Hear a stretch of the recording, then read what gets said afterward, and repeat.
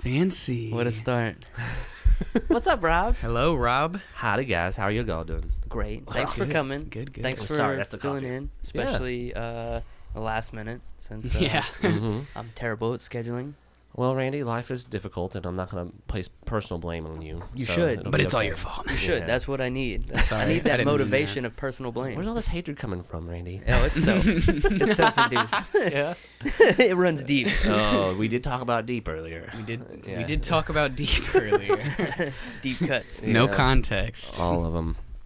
What's up with me? I'm doing pretty good. Just trying to play music and make songs and then living life. Other than that, but trying to conquer creative goals and manage time. It's difficult, but It's being an very adult hard. is terrible, and don't do it. Yeah. Yeah. Very fair. Yeah. So that's Rob, good like advice. you said, yeah, you're playing music and all that stuff. What's your gig? What's you about? What's your band? What's your thing? Well, I was recruited in the Tempus Terra about a year ago. Okay. And Tempus Terror? Yeah, Tempus Terra. Tempus Tempusterra. And Nice. my friends were needing someone to fill in for one of their members that was busy with other things, and so I stepped in, learned new material, and we played some shows here recently, and over the past year, and we're now trying to work towards having a larger set list and getting some of the creative work done. So. We think I have one song to show you, but it's not quite done.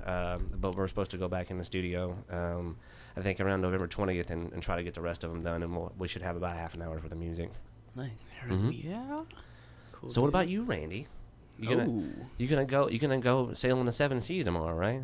Yeah, I'll be gone again. Yeah. Well, yeah. By the time this probably comes out, I'll be trying to stop myself from hanging myself somewhere. Where are you going?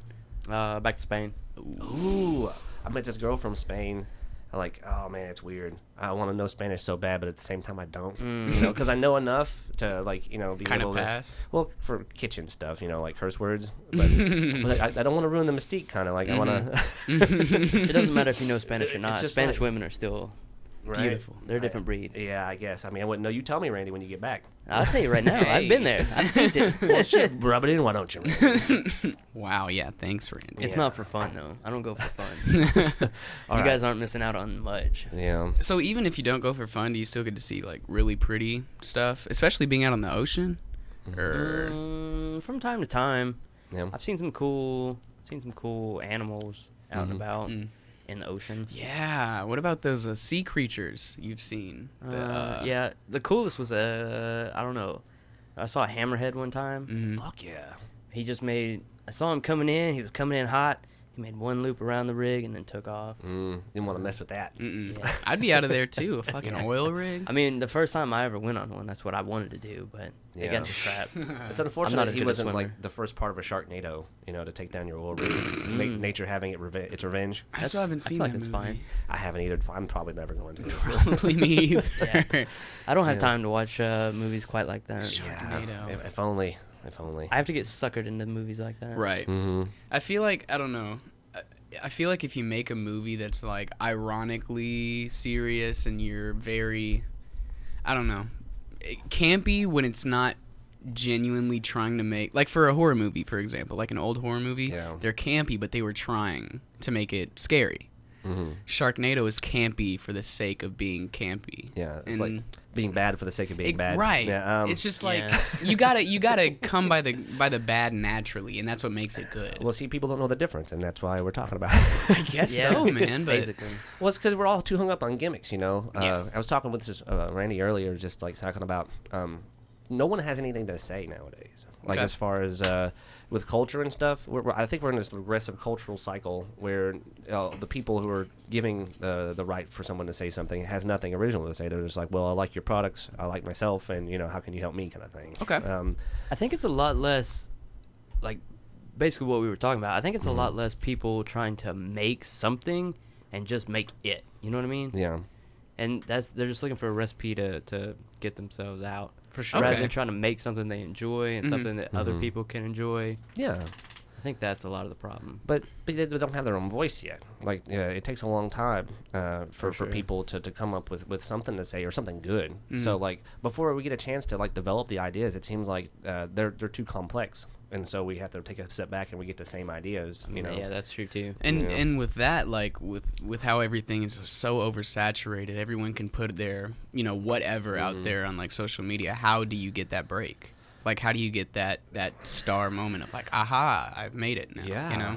I think you have to do it on your own terms. We talked about getting lost in a moment, and that's about all we can get, with on our own terms. But as far as like them and their terms, they said it different for sure. Fair. And so, I don't the recipes from the past. See, you have a lot of people talking about, this is what I did to, but it almost always involves knowing somebody. Right. So like, Yeah. I was telling Randy earlier, that's why we got to know each other and work together. But that's I think that's the only recipe that will over time be proven to work every time. Is as long as you're working with people and producing the work creatively, then you can at least have something to stand on. Okay. So as long as you have something to offer or something to say, I think there's an audience for that, because I mean everyone has unique perspectives. So I'm interested in what other people have to say from around the world, like people in Spain, etc. But like interesting stuff happening now is the way that the governments of the world are oppressing their own people, and so it's happening on a lot of different places. And to see how we're dealing with it, because we're so far out of reality as Americans, it's just like we get front row seats. I don't know. But I don't know. I feel like they kind of feel the same way about watching our goofy politics, I feel like they're kind of like, oh, the Americans, they're so stupid with their crazy, millionaire president. It's a very good distraction, isn't it? It's a very, very, yeah. Oh, man. Yeah. It's a dog and pony show for sure. Well, if only they were a better-looking dog. I mean, you got some fancy, good-looking dogs around here, Randy. I like Randy That's Travis true. Jr. Yeah, Randy He's Travis very Jr. is a cute. cutie. Little cute guys. From somewhere. politics to dogs, let's get things going. In my travels, that is what I'm always asked about, though. Donald Trump. Donald Really? Trump. Donald Trump. What do they ask about Donald Trump? Like, They just ask Donald Trump. like Like usually, they go up to you and they go, Donald Trump? usually there's a language barrier, so Okay. that's usually what Is I it can the catch. same kind of thing when they say Heil Hitler, Donald Trump? Basically, Yeah. Okay. that's what the hand signals are. Oh, shit. Now Now I it's got coming it. together. You put it together for me. Well, I Look mean, at I you, try. Rob. Yeah, thanks, baby. Puzzle piece placer. I mean, okay, well, talking about that, let's talk about something that transcends some straw man, empty person. Like authoritarianism, the rise of it, and how it's destroying the planet again. So are we going to stand and let it happen, or are we going to have to be able to do something against it? In the past, we've been able to do a couple different things, but it usually involves war, so hopefully we can avoid that. But that's what it seems that they're pushing. Why are we going to let them push war on us so hard? I'm very ignorant when it comes to this How do stuff, you- so I don't know. What's the real recipe to stop something like that, though? Anarchy, wow.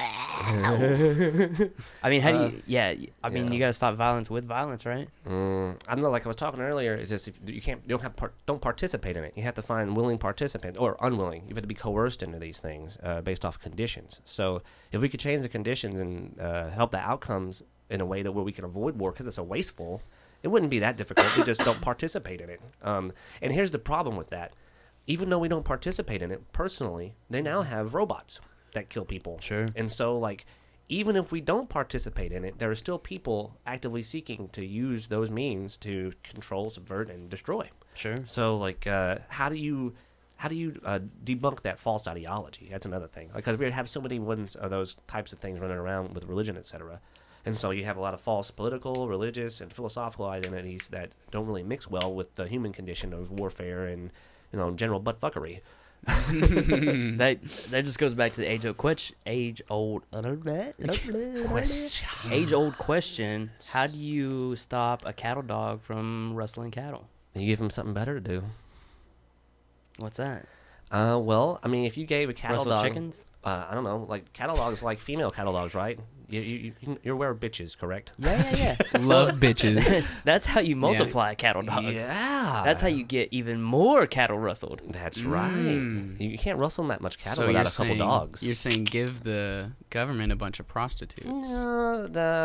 I'm thinking everyone needs a prostitute at this point. I feel Okay. like they've already got that covered though. Yeah, but they're kid Yeah, that's prostitutes. fair. They need to draw the line somewhere. Those sick fucks. Yeah, So that's for true. sure. That's Yeah. true. Yeah. You're right about that. I mean, they're That's something we can all agree Yeah, on. like okay, so war bad, right? War bad. Child, Child sex is slavery, bad. Yes, yes. bad, Very Like, bad. So these are the things that are still hanging on. Authoritarianism, Nazis, bad. Yeah, We've already shown that these ideas are bad. Why are they still around? But You always got that one guy.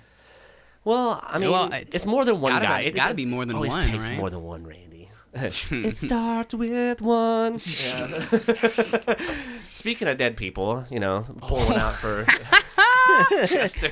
For the homies. I mean, Rest in but peace. Prince is eyeing me over there, and when is Chester's estate going to come out with new Linkin Park songs? Prince has been doing it. He's immortal. I guess that's what separates the Princes from the boys. Prince did it. Michael Jackson Princes did from it. the Chesters. Yeah. And from Chesters to molesters, how do we stop all these politicians to, you can leave these kids alone? How's anyone supposed to do anything out of fear, too? That's another thing. Like, you have so much fear being peddled and used to, like, exploit the emotional vulnerabilities of man. Mm-hmm. How do we get that to stop and, like, say, hey, listen, well, obviously we all need stuff. I don't know, man. It's been done since the beginning of time, man. Well, it really has. And what version? Well, like, let's say, like, yeah. Okay, for at least for like let's say human time, right? Yeah. Religion has been a staple there for a very long time just to explain in things. most civilizations, yeah. Right? Yeah, and if you fuck up, wrath. Yeah. You're fucked. Well, it's all a power grab, right? Right. Power yeah, move, but just to take control of the situation. How do we stop it if it's been in our, just in humans? Well, I think that's what's led us to more so where we're at now, right? Yeah. So less and less people. I mean, there's still a lot of people that are, very religious out there now, but way less than say. I think the younger 100 years generations. ago. Yeah, the younger generations are losing their religiosity. Right. So now there's just looking for new ways to make shit like that happen. Okay. Right. Yeah. Well, and another thing too, like with the institutions that continue to pump out these bad things, like all of the religious institutions have, like what we were talking about, child sex. They are literally tied to it from beginning of how long with the Romans or whatever else. But it's just like how you dismantle that monster, and like I said, willingly participate. Give them something better to do, and find something that they can put their efforts towards, like themselves, or like collectively acting on bigger goals. So they got convinced that God was the bigger goal, and they forgot about themselves and all the people that they could I guess collectively work with to make some of their things happen, and they want someone else to do it. I think they also, those in particular, have set a recipe of disaster for themselves. Yeah. With the way that religion works in general, and those positions that those creepy dudes are in. Well, and then separating the benign religions from the destructive ones, like certain policies in certain religions are much about singling out people and destroying them, and but like. Yeah, religion in general, just not it doesn't seem like a very beneficial idea. It seems to be a very divisive thing. It's beneficial to some people. Yeah, I was about to say, I think it's beneficial to some. Like, think about, let's say there was, like, a gang member. He went to jail, and he started going to, like, chapel there, and he, started kind of to convert to, like, oh, I'm a Christian, and God wouldn't want me to do all these things, and now he goes out and he does a lot of things for charity and, all this kind of stuff. That kind of thing happens a lot. So I wouldn't say that religion is necessarily, like, not a good thing for some people, but the extremist part of it, in some sects, and, like, there's good and bad, just like with everything else, I think. Yeah. Also, Rob, don't take that away from the religious leaders, okay? Oh, yeah? They have it so great. Do not shit on their parade. Oh, well, I'm sorry. What's a parade? I'm guessing that you get one every day for the rest of your life. Cool. Yeah. But as far as that goes, when you mentioned the gang members and stuff going and using the church as a tool, there's all kinds of tools humans can use to our benefit or to our destruction, or hurt ourselves with it. But you highlighted an interesting point: poverty. If there weren't such an unequal circumstance or a bad environment in which to breed that type of thing, then the church isn't necessary. The church is kind of like operating the monopoly in a one-horse town of like, hey, there's nothing else in town because we're the only game in town, so you're forced to work under our umbrella. And they know about it, and they've been doing it for a while. I mean, poverty should have ended a long time ago, and along with war, and I think that they're tied together. So if we could like attack it, or rather use our ideas to dismantle it from that end, so that we don't take away the personal freedoms of people with religion, etc. Then we won't have to. I mean, we're already losing religiosity on its own with the access to information, and thank God. Well, thank God for the internet. Yeah. I thank humans for the internet. Yeah, God did not put a modem in your house. Right. Sorry, folks. Yeah, that was Steve. He was working his way through Steve. college, and he needed to, he needed the He work. grabbed his job at AT&T. Praise Steve. Yeah, Praise Steve. yeah. I mean, if Steve wasn't there, you wouldn't have a modem. And you remember that terrible dial-up sound? I think I used dial-up like 2 times at my grandma's house. You call me It scared grandma? the, You just call me. I did. I'm sorry. It scared the hell out of me, man. I was a little kid, and it scared me. Like the noises, I was not prepared for. They're ghosts in the internet. Yeah, They're coming at you. Yeah. They're so angry. I remember the first time I saw a wireless laptop. It blew my mind. Dude, or Bluetooth when it first came out, you're just Yeah. like. So, or when they had the wireless chargers, it's just like, what the? Yeah. Come on, This come is the on. future. Wireless chargers, I feel Yeah. like I would never use them. Because No. I usually use my phone when I'm on my charger. And Yeah. what would I hold it like behind the back of my phone and be like, oh, this is so much better than having a wire in my phone. Yeah, and there's still a wire hooked up to the pad. Yeah, it's like Yeah. how many different ways can we skin this cat? how Yeah. like how is that more effective than having a wire? You have less range of motion while it's charging. It's probably one of the worst ways to charge your phone. Actually, It's a lot of heat too. Yeah, Yeah. there's a lot of energy going from a pad to your phone. I wonder if there's some like cancer running around. I wouldn't doubt it, dude. I wouldn't doubt it. I mean, That's the question. honestly, with like all the music equipment and stuff I deal with, just finding things that work is difficult. But like you said, like with all of this new stuff and like all the, because you remember the late '80s, early '90s, how dated all that stuff sounds. Oh, Like, yeah. And that's the kind of stuff that we're getting. We're just like, this is just kind of almost like a fad of what we're dealing with at Okay, the moment. I see what you're But, saying. yeah, I mean, Yeah. it's all going to be obsolete. It's going to be replaced by something else soon enough. Yeah, hopefully. It's just a matter of time. Just I'm just as can't wait for everything humans is. to be replaced. you know? Yeah, speaking of that, That's a when matter do of you time, think too. Yeah. when do you think robots are going to get rights? Do you think they'll ever become historically sentient enough? Historically speaking, humans have had to fight for their rights and are continuing to do so. Mhm. So until Also, most other things we don't give rights to. Yeah, well, okay, we, right. yeah. But I mean, Any- women just got theirs, what, like yeah, like The suffrage movement. not 70 years long ago? The suffrage movement, yeah. Well, they still have a hard time with the whole ownership of personal property being reflected in the political power that they wield, because they don't Yeah. own a lot of personal physical property, on a collective level, and all the old white dudes do. So, yeah, even the civil rights movement that happened, and they killed their leaders, and then we know that not the government, but the government in its current form is targeting its own population to control and maintain their power. So, at what point will we decide to collectively act? So there's a number, like statistically speaking, where you have to build a collective, and then that political collective becomes big enough to affect change, in a local or national level. enough people have to get pissed.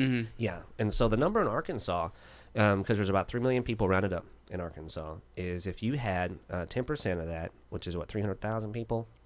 Yeah. Yeah. I think so. Yeah, so but to get a political revolution off the ground, just in Arkansas, would take 300,000 people from the start. So you basically have to find 300,000 women and their allies and build a political movement from the 300,000 mark to the million mark, because that's the 33% mark. And that's when you get to see actual attention paid to stuff, because in Hong Kong, they didn't get attention paid to them until they were around, I think, a little under 1 million people in the streets marching, and now they got close to 2 and 3. There's only 7 million people in Hong Kong. That's still a lot of That's fucking almost people a 50% marching. participation rate. Good Hong Kong's a Lord. strange thing, though, because Yeah. the population is so dense. That's so many people in such a small area. Yeah, and it's like it's very Orwellian too. Like the fight is actually being played out in front of us. Just halfway across the world, in a place that, like you said, there's a very high concentration of people, and there's a high level of participation in that movement. So, historically speaking, those things work. So no matter what the government is, I mean, look at India. India ousted the British in this post-colonial area that we era, excuse me, that we live in. You have all these powers working to try and maintain control, but you see people standing up against it. So if we did want to see some cool shit done where women, had rights to the health of their own bodies, for instance, in Arkansas, you would need about 300,000 to 1 million people on the same page, making that happen. Yeah, but I gotta go pick up the kids, man. And it just made I gotta marijuana get legal. groceries. And it's right on the Sorry. corner. Yeah. I got my card. You know, I Come gotta on, go. man. I gotta go check out of reality for a minute because It's it's nap just terrible. time in an hour. Dude. Give me a break. Come on, I just bought Yeah. the new Elder Scrolls. I'm trying to chill. Dude, man. Skyrim's a monster. I love Skyrim. They're coming out with another one. Yeah. Is it next year? I don't know, but they're coming out with another one. Coming out with another Breath of the Wild. I'm excited for. Nice. I mean, we have to deal with classic WoW again. A lot of my friends are playing that. Yeah, I heard man. they revamped that, Yeah, right? what is up with that? Well, they basically, all right. When WoW was going through all the expansions, there was an independent server, a vanilla WoW server that everyone liked because it didn't Vanilla change. Yeah. WoW? Yeah, it's vanilla Just like WoW. the very first, Yeah. no expansions. Yeah. Oh, okay. Yeah. So there was a server, an independent server, that was created to play vanilla WoW outside of the periphery of Blizzard. So Blizzard caught on to this, destroyed it, and rebuilt it for themselves. And so, That's and now cool. it's the most popular version of WoW. Is It's it just still like, a paid kind yeah, Of course. yeah. Of course. So they take it away and they give it Cash to you money. for $15-$20 a month. But they got in trouble recently because of what's happening in pro gaming with the League of Legends thing with the Hong Kong team. What that's happened with involved. them? Well, supposedly, Blizzard has ties with China and the Chinese government through the gaming industry, Mm-hmm. and with China's got their fingers in fucking everything. it's like we gave them the keys to everything. How much money do we owe them? Oh. Because it's real. Anyway, Next. yeah, next. So China has this political sway through the commerce part of their video game business, and making it difficult for even LeBron to speak out against Yeah, China. yeah, that's right. Yeah. Mhm. But yeah, that's the same struggle basically. You have all these people that don't want to talk about it because it benefits them. We're talking about I got things to do, myself to look after. Right. Yeah, LeBron, and so then you have all these other people who are dying, for their rights and trying to do something cool with it, but they're being ignored just to try and keep business going. Mhm. So disrupting, those business practices, or rather their revenue stream, is crucial to us having a say, and it's part of the first part of what has to happen to form the collective political consciousness Well, needed to take on whatever. In specific situations like that too, and like in the LeBron situation, somebody's got to be Joan of Arc, right? Mhm. Nobody wants to be Joan of Arc. I mean, Joan of Arc got killed. That's what I'm saying. Get murdered. That's what I'm saying. Martin Luther King got Got killed. murdered. Dude, Malcolm X got murdered. killed. So here's the Yeah. question: Uh-huh. do you give up your rights, your life, for somebody else's? Well, That's the ultimate thing. is right? your lifestyle threatened by such thoughts? Like LeBron, his lifestyle is being threatened, subversively through the NBA and that government. Sure. So that he what role does he have to play? Is he personally responsible for this? I talked crap about him, but at the same time, he's just a human trying to get by and play course, basketball, exactly. right? Exactly. So how do we separate these humans from having so much power? It Well, seems yeah. like it corrupts them for some reason, But the and thing they don't about even have a that- voice. LeBron, though, LeBron's like the biggest name in the NBA, like right now, Mhm. He and can't speak out. since 2012, people have been speaking out on him and stuff like that. But since he has such a high status, I think it's all just gonna pass over. Yeah, I mean, and directly reflected previously with Colin Kaepernick. Like he tried to be a Joan of Arc, and at least Yep. they didn't kill him. They Yep. just They kicked him kicked out of his the ass NFL. out. I Yeah. mean, They killed his career. They Yeah. kicked him out of their club. Yeah. What? You can't play with us he lost anymore. his job. There's only Yeah. so many teams, and there's just not enough room for you. So if you could just kick a can down the road, That's crazy to Not me, only man. did that dude lose his job, though, I mean, his name's pretty tarnished. Yeah, Well, just for expressing some political views in certain crowds, I think, like other crowds, like to much of the NFL crowd. Yeah, I think. well, because they're on the NFL side, they want football. I mean, Right. anybody who can help him really in his career at this point, he's done. yeah. Well, that just talks Blackballed. Yeah, but they have a monopoly on football, and they got took to court in the '80s. Trump was a part of it, and they ended up winning and paying the people that were trying to compete with them nothing. They crushed their competition Yeah. legally. But this is why we're dealing with it. And then I think it's also too a part of why American culture needs to move forward. These breads and circuses, violent acts, things that the Roman Empire made so famous, and now that we're kind of falling back into the same old cycles of those sorts of activities, maybe we shouldn't glorify the violence of men versus men. It seems like it's in our blood, like with war. Yeah, and so, but like, my grandma rustled cattle and my dad rustled My cattle. great- how am I Grandpa- gotta identify somebody? he man? went to war for our freedom, so and he died for my sins. if you think war is bad, I think you're anti-American, okay? You So- wouldn't have freedom without war. Yeah, that's an interesting point. Like our sure. nationalist identity is tied to warfare. Absolutely. Endless war. Well, that's Yeah. how we started. Yeah. It's how we started. Yeah. We I mean, we were. us Europeans We came over and started by just defending fucking- our home turf, is how we started. Technically, it wasn't ours. We were colonists, and we lived here. But before we Yeah. came here, we just came and we, Well, mowed took down our Indians. shit. Yeah, Yeah, yeah, exactly. yeah. So that's warfare. That's how we Well, us white people came yeah, over here. But the biggest thing that no one talks about with the Indian stuff is that they didn't have the same germs. Germs killed a lot of Indians. Of course, But yeah. on purpose by the white man, etc. But yeah, Yeah. so the whole movement of peoples from one place to another.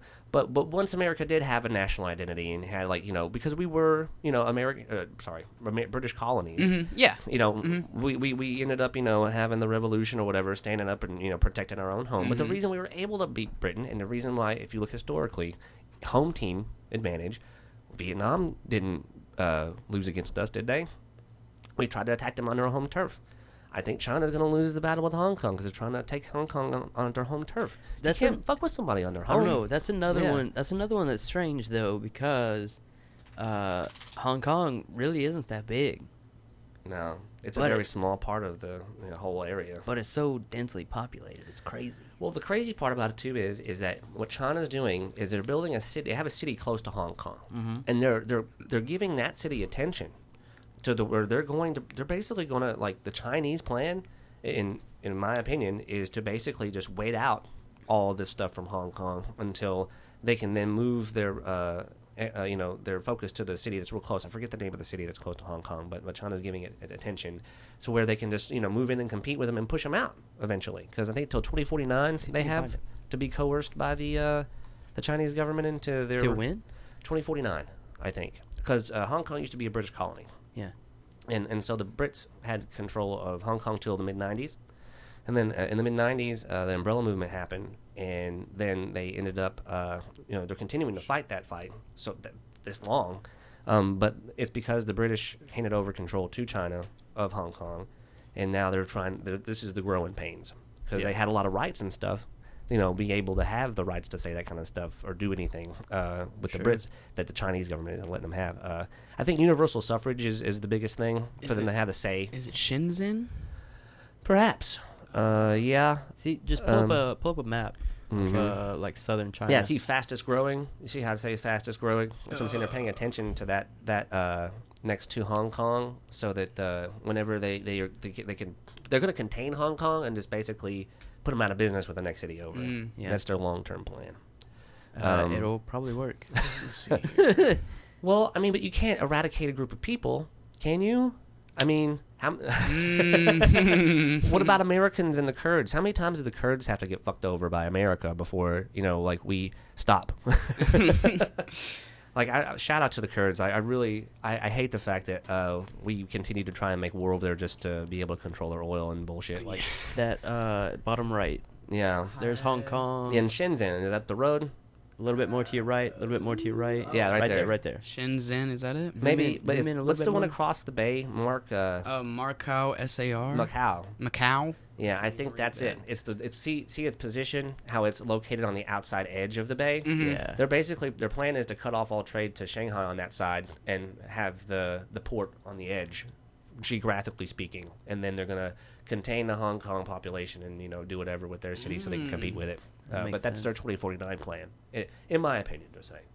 Okay. It makes sense. Yeah, well, I mean, just from the stuff I've read and gathered, it just looks like they have a very long, thought out process involved in how they're going to handle Hong Kong. Yeah. So And they don't have to do this period between now and whenever they're legally obligated to play by the rules. This is going to be where Hong Kong makes a stand, and I really hope that we can help them and everyone else struggling in the world, as far as there's a lot of cool people standing up for their rights all over the world.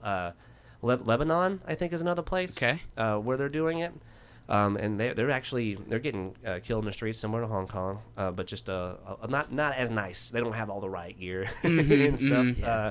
But it's still people acting out, and this has been happening rather frequently in recent history, all the way from the Arab Spring in Egypt to what's happening now, and what's going to continue to happen until the people have their rights heard and have a say in government. Because that's, you mentioned earlier, like the government. If I had a say in the government, it wouldn't be, it's conceptually speaking the government, but considering what we have now, we don't have government. We have a small group of people destroying the planet for their own sakes. That's true. So they're old. They're gonna die soon. They don't have to worry about it. Yeah, they don't have any worries, do they?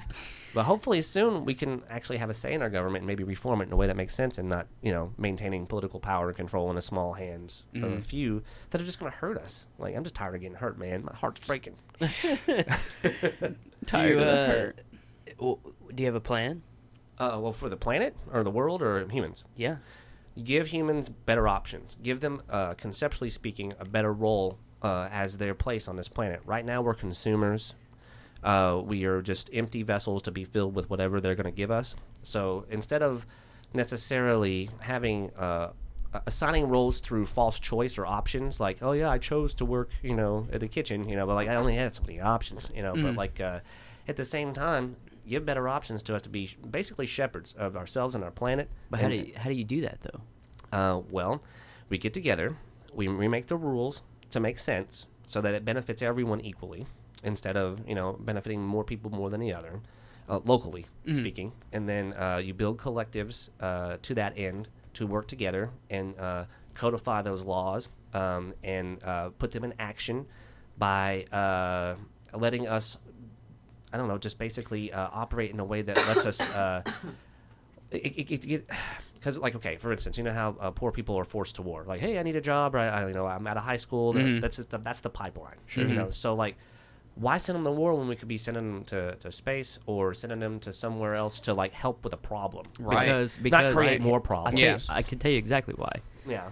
Because there's money to be made in war and there's no money in space. Well, that's the thing. Since we made up money and there's only one market on Earth, we're going to have to end up going to space if we want to take this capitalist idea seriously. Because I don't. Because if we can't do it on one planet, then how we're going to be able to colonize other places? So eventually I'd like to go colonize other places. It's just in short.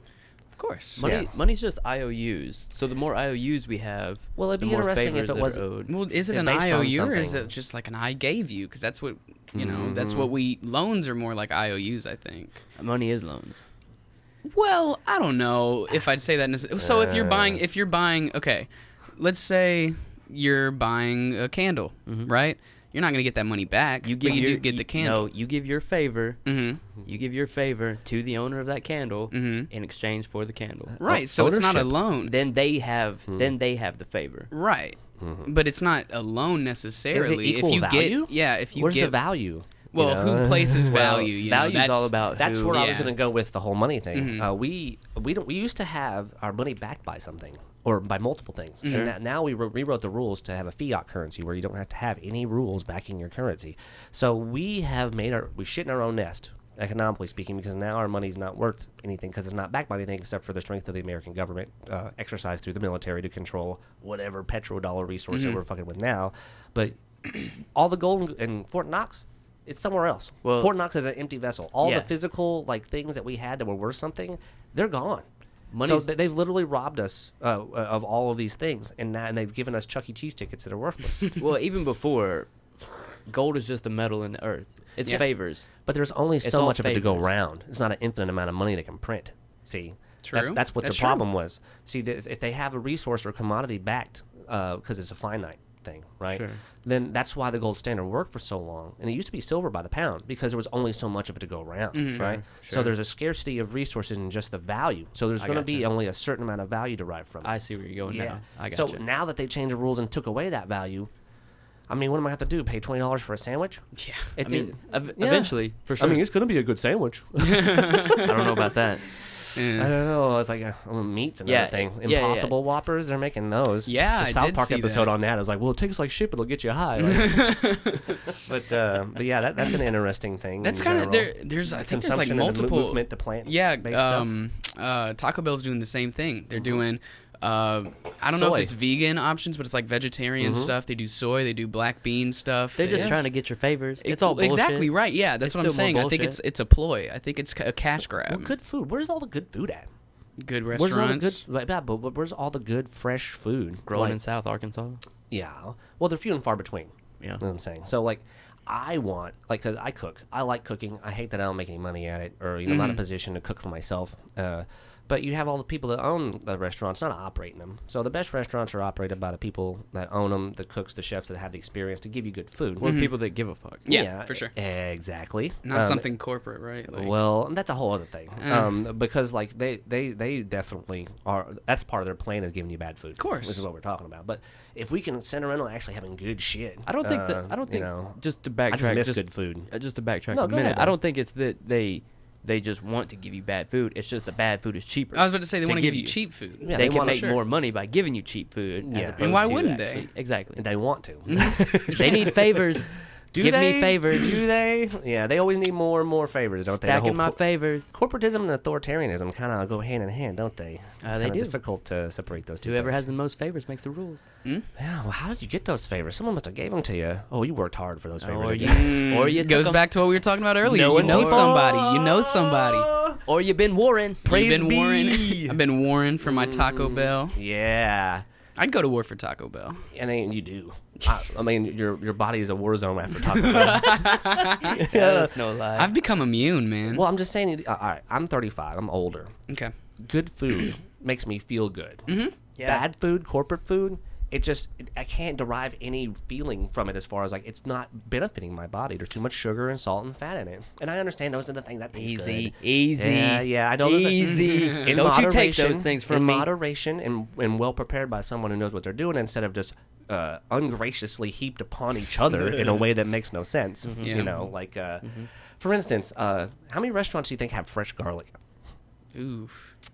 Yeah, does Taco Bell have fresh? Is there a fresh garlic? I don't even place? think they put I don't garlic think- in their shit. I don't Probably like think- garlic Probably powder. tastes better if it did, right? Yeah. I don't think anything there is but it's fresh. but it's cheaper. You know, Yeah. you gotta save costs. You gotta make money. It's of course. And we are the ones who pay, and our bodies are the war zone. Yes, absolutely, absolutely. You know, I But it's only one just favor. don't think about it. It's yeah, only one think about favor. it. Hit me, Randy, one more time. But you know, so okay. Let's say you go to a restaurant, you get this like Wagyu beef, right? $1,000 steak, right? So is it $1,000 because it's a rare steak, or because they decided, you know what, I can charge for this because it's delicious? Yeah, and you talk about So- industry standards, like to Sure, yeah. Like, so do you think that's greedy on the part of the people selling it, even if it is like kind of a mom and pop kind of deal? Well, the whole idea of greed and profit, the profit motive. Like, okay, if I wanted to eat a good piece of beef, and no matter the cost, I just want to eat the good beef, Right. and anyone will pay for it, right? Like whatever price, name your price, because in reality, there's an infinite amount of money, but there's only so much Wagyu beef to eat, Sure. right? So you have these people trading those favors for the experience of eating this delicious stuff, and the ethical part of eating meat in general and being put into question nowadays, but just like the responsible consumption of things like this. So your industry standards don't meet up to the fact that there's only so much Wagyu beef to go around, so they name their price. I mean, there's no one telling them. That there's no, But you can breed more Wagyu beef, yeah? yeah, but, well, but the cost. It's the there's a lot that time goes into that. There's Yeah. the Yeah, that's true. land that it takes to the do water. it. Yeah. You can only breed so many cows Fair. off so Yeah. much field. That's why they're burning down the Amazon so they can make more Wagyu beef. I mean, yeah. You need Hey, those- you need there's more money fuel. in Wagyu that's beef, also- you know? Cows You know, don't grow in the also- jungle. Yeah, why like McDonald's and all that shit's so cheap? Because they can produce like chickens. Yeah. Like have you seen like Food Inc? Yeah, Shit's it's crazy. terrible. In Arkansas Crazy. alone. Uh-huh. Tyson, right? That is a terrible, Yeah. terrible. Well, But that's I why re- it's cheap, because they can do it mass. Like there's so many fucking chickens in Well, one they're- Tyson factory. But it's not cheap in reality. It's cheap to them because they make the rules for what the costs are. That's Right. what I'm getting at with the Right. Wagyu beef. We know the true costs because of the damage it's doing to the planet, just overall. Because us ourselves are, just we don't have very good practices to sustain or maintain where we're consuming. So as the role of a consumer, we're being duped into thinking we can keep doing this without being responsible. Come on, guys, it tastes good. It tastes delicious. I love that pink slime. It does, and that's where they get you, right? Yes. Yeah. So, but hopefully we can move to a place where this good food is reflected in cost, and we actually responsibly are able to say, like, for instance, if you wanted to like have your own thing, like a chicken coop, your own eggs, we would have to have a system where we could all do so without it fucking things up, or destroying things. Yeah, but I mean, have put you a pig farm on a buffalo, for fuck's sake. have you ever seen like a chicken coop, like a small home one? Yeah. They're fucking gross. Well, I mean, if you don't clean it, yeah. They smell terrible. you have to. They're maintain animals. The chickens, yeah. They're animals. Duh. It's nap time in You like take an their hour. shit. man. You take their shit and you put it in fertilizer, and it's great. That's true. There's a whole cycle of and then you can grow your own veggies too to go with that chicken. Grow it Right. where? on the land that you have. Grow it in the backyard. Because you're a landowner with fucking, political power. on my brick driveway. Yes, yeah. The little it's a raised fucking bed. You can buy Raised a bed. you can buy a planter. the little fucking weeds that grow up between my fucking. I hear you can bricks. grow things indoors with lights. What? That's not true. No, yeah, I think it's Fake a lie. news. It's conspiracy. Yeah. Never happened. Never seen that work. The moon isn't real. Well, speaking of the moon, I mean, Let's talk the moon. let's talk the moon. Okay, well, I was talking about the fact that where's the next thing for us to do? Obviously, it's colonize the moon. Like we were talking about moon? Mars. The moon, huh? Yeah, well, I'm just saying. Obviously, we're talking about Mars, but what's going to be easier to do? To go straight to Mars or build a bridge from where we can at least put some resources in play on the moon to get to Mars? So okay. Well, it's what do you 3 think? days to the moon, as opposed to what, like Mm-hmm. 6 or 8 months to Mars. Yeah, but And we what do you could think? What do you think will be more effective, the moon or Mars? They're both equally effective. Just like we were trying to place a value on space, the types of things we're going to be able to learn, the information alone is going to be worth untold amounts of money. Like that they're bitching about not having the money to do. Untold amounts of money and property rights for them. So, like for instance, if I Well, want, we got to start at the beginning. okay. First, we got to figure out how do we get to the fucking terraform the fucking thing. Well, we're not going to be can't able to survive terraform the there. moon. We're going to have to set up basically a lab on the moon to be able to experiment with all these things. So we center in on, like, because the International Space Station can't stay up there forever. So we're going to have some sort of, I mean, the moon's perfect. We're being given a gift. And so we shouldn't squander it. We should muster our forces, so to speak, there, so that we can then branch out to the rest of the solar system. So You don't okay. think we'll just fuck it up?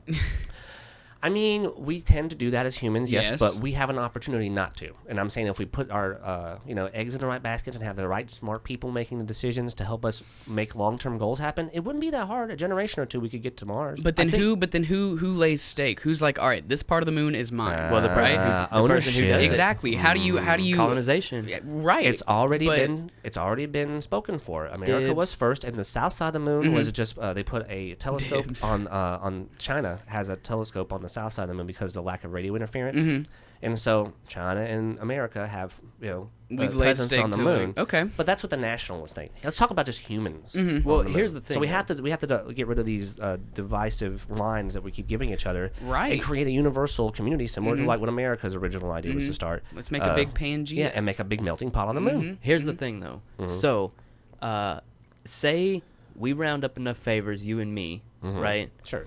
And we round up enough favors to get people to help us to get to the moon. All right? And we got enough favors to set up our little space there. We're trying shit out. We're making shit happen. We've spent a lot of favors to do this. Yeah. We've called in all our favors. Right. So you went with return on favors, right? Well, essentially, because you need some favors to keep going. Yeah. Nobody makes it alone. No man is an island. Well, if you're on the moon by yourself, who needs favors? We're up there together. Okay. Yeah. Well, So you're talking about status. No. No? Let me get to my point. Okay. So we're up here. We're Sure. on the moon. We're testing things out. We're trying to make things happen for all of us, right? Right. Ultimately, these people are going to owe us favors because we called in our favors to make shit happen. Uh-huh. Something goes wrong in our little lab, Mm-hmm. we can't survive up there alone. We can't survive. 3-day dirty back. how do you get back without the favors? We didn't. We we launch didn't pad out. We didn't Jump. make it because it's not like we can just leave this lab. Well, you have an exit strategy, like emergency. Like shit's going wrong. We got to go now. Get on the shuttle. Ideally, you would. Okay. Yeah. Okay. So that happens, and we make it back. Now we have no favors, and our shit's fucked. Yeah, but see, they're already in with you anyway. They already gave you your favors to get there. They're just as involved as you. You're just physically doing the work. No, now they're pissed. They want their favors They back. Well, want- guess don't- what? All your favors on the moon. Let's go back and figure out what we did wrong and It's learn. fucked. Well, the moon has exploded. If you look it's at the way done. that it happened with the space race, for example, Russia got there first. They put Sputnik in space first. Remember? So do they own all of space? Yeah, but Maybe. Yeah. But during the space race, that was our government that was involved with that, not us. They used everybody's favors to make that happen. Yeah. And that's what it takes. If it's fucked, then who cares? Well, Because we'll just take more from them. Yeah, well, I mean, what you're considering fucked and not fucked is like, I think it's just the opportunity to learn about getting further out there is worth the risk. Because then even if something bad does happen, you'd be able at least to get the people out of there, and you still have all your assets on the moon. It's not like they go anywhere unless you create a system that has some sort of catastrophic failure. And then, I mean, by that time, hopefully AI can help us figure out those problems. That's part of what I'm saying. Kinda I think right now, at this point, the risk isn't really worth the reward. Right the risk now, the risk yeah. to people, because we can't survive there. Yeah. The risk to assets, everything that it would take just to get it up and running, it's just not really worthwhile. We don't have the technology Well, in the short term, to yeah. make it happen. In the short term, yeah. I'm saying long term, no matter what the things happen in between now and then,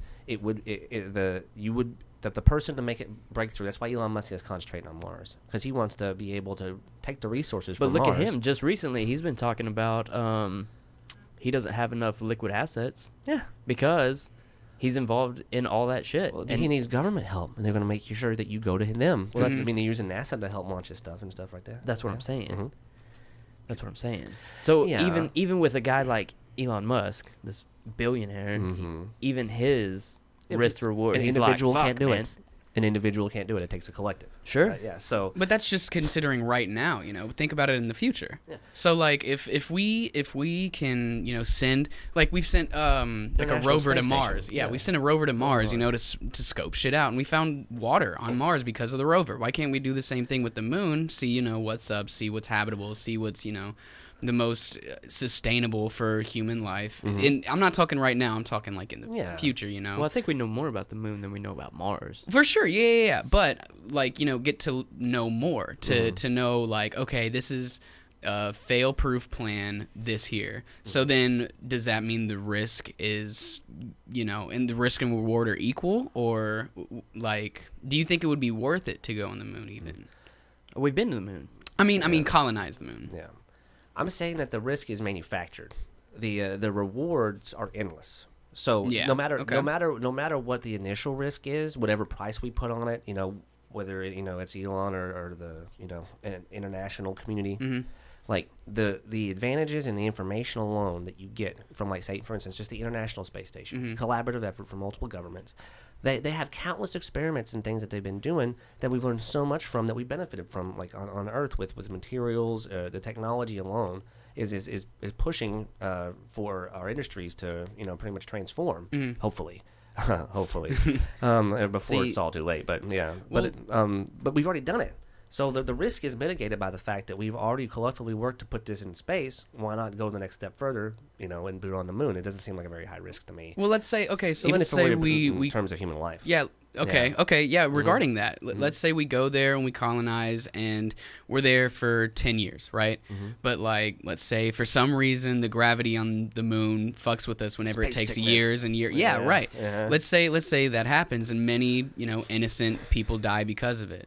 Would the risk then? Would you still feel the same about the risk and the reward? I mean, I don't think that's any more risk than what's on this planet. True.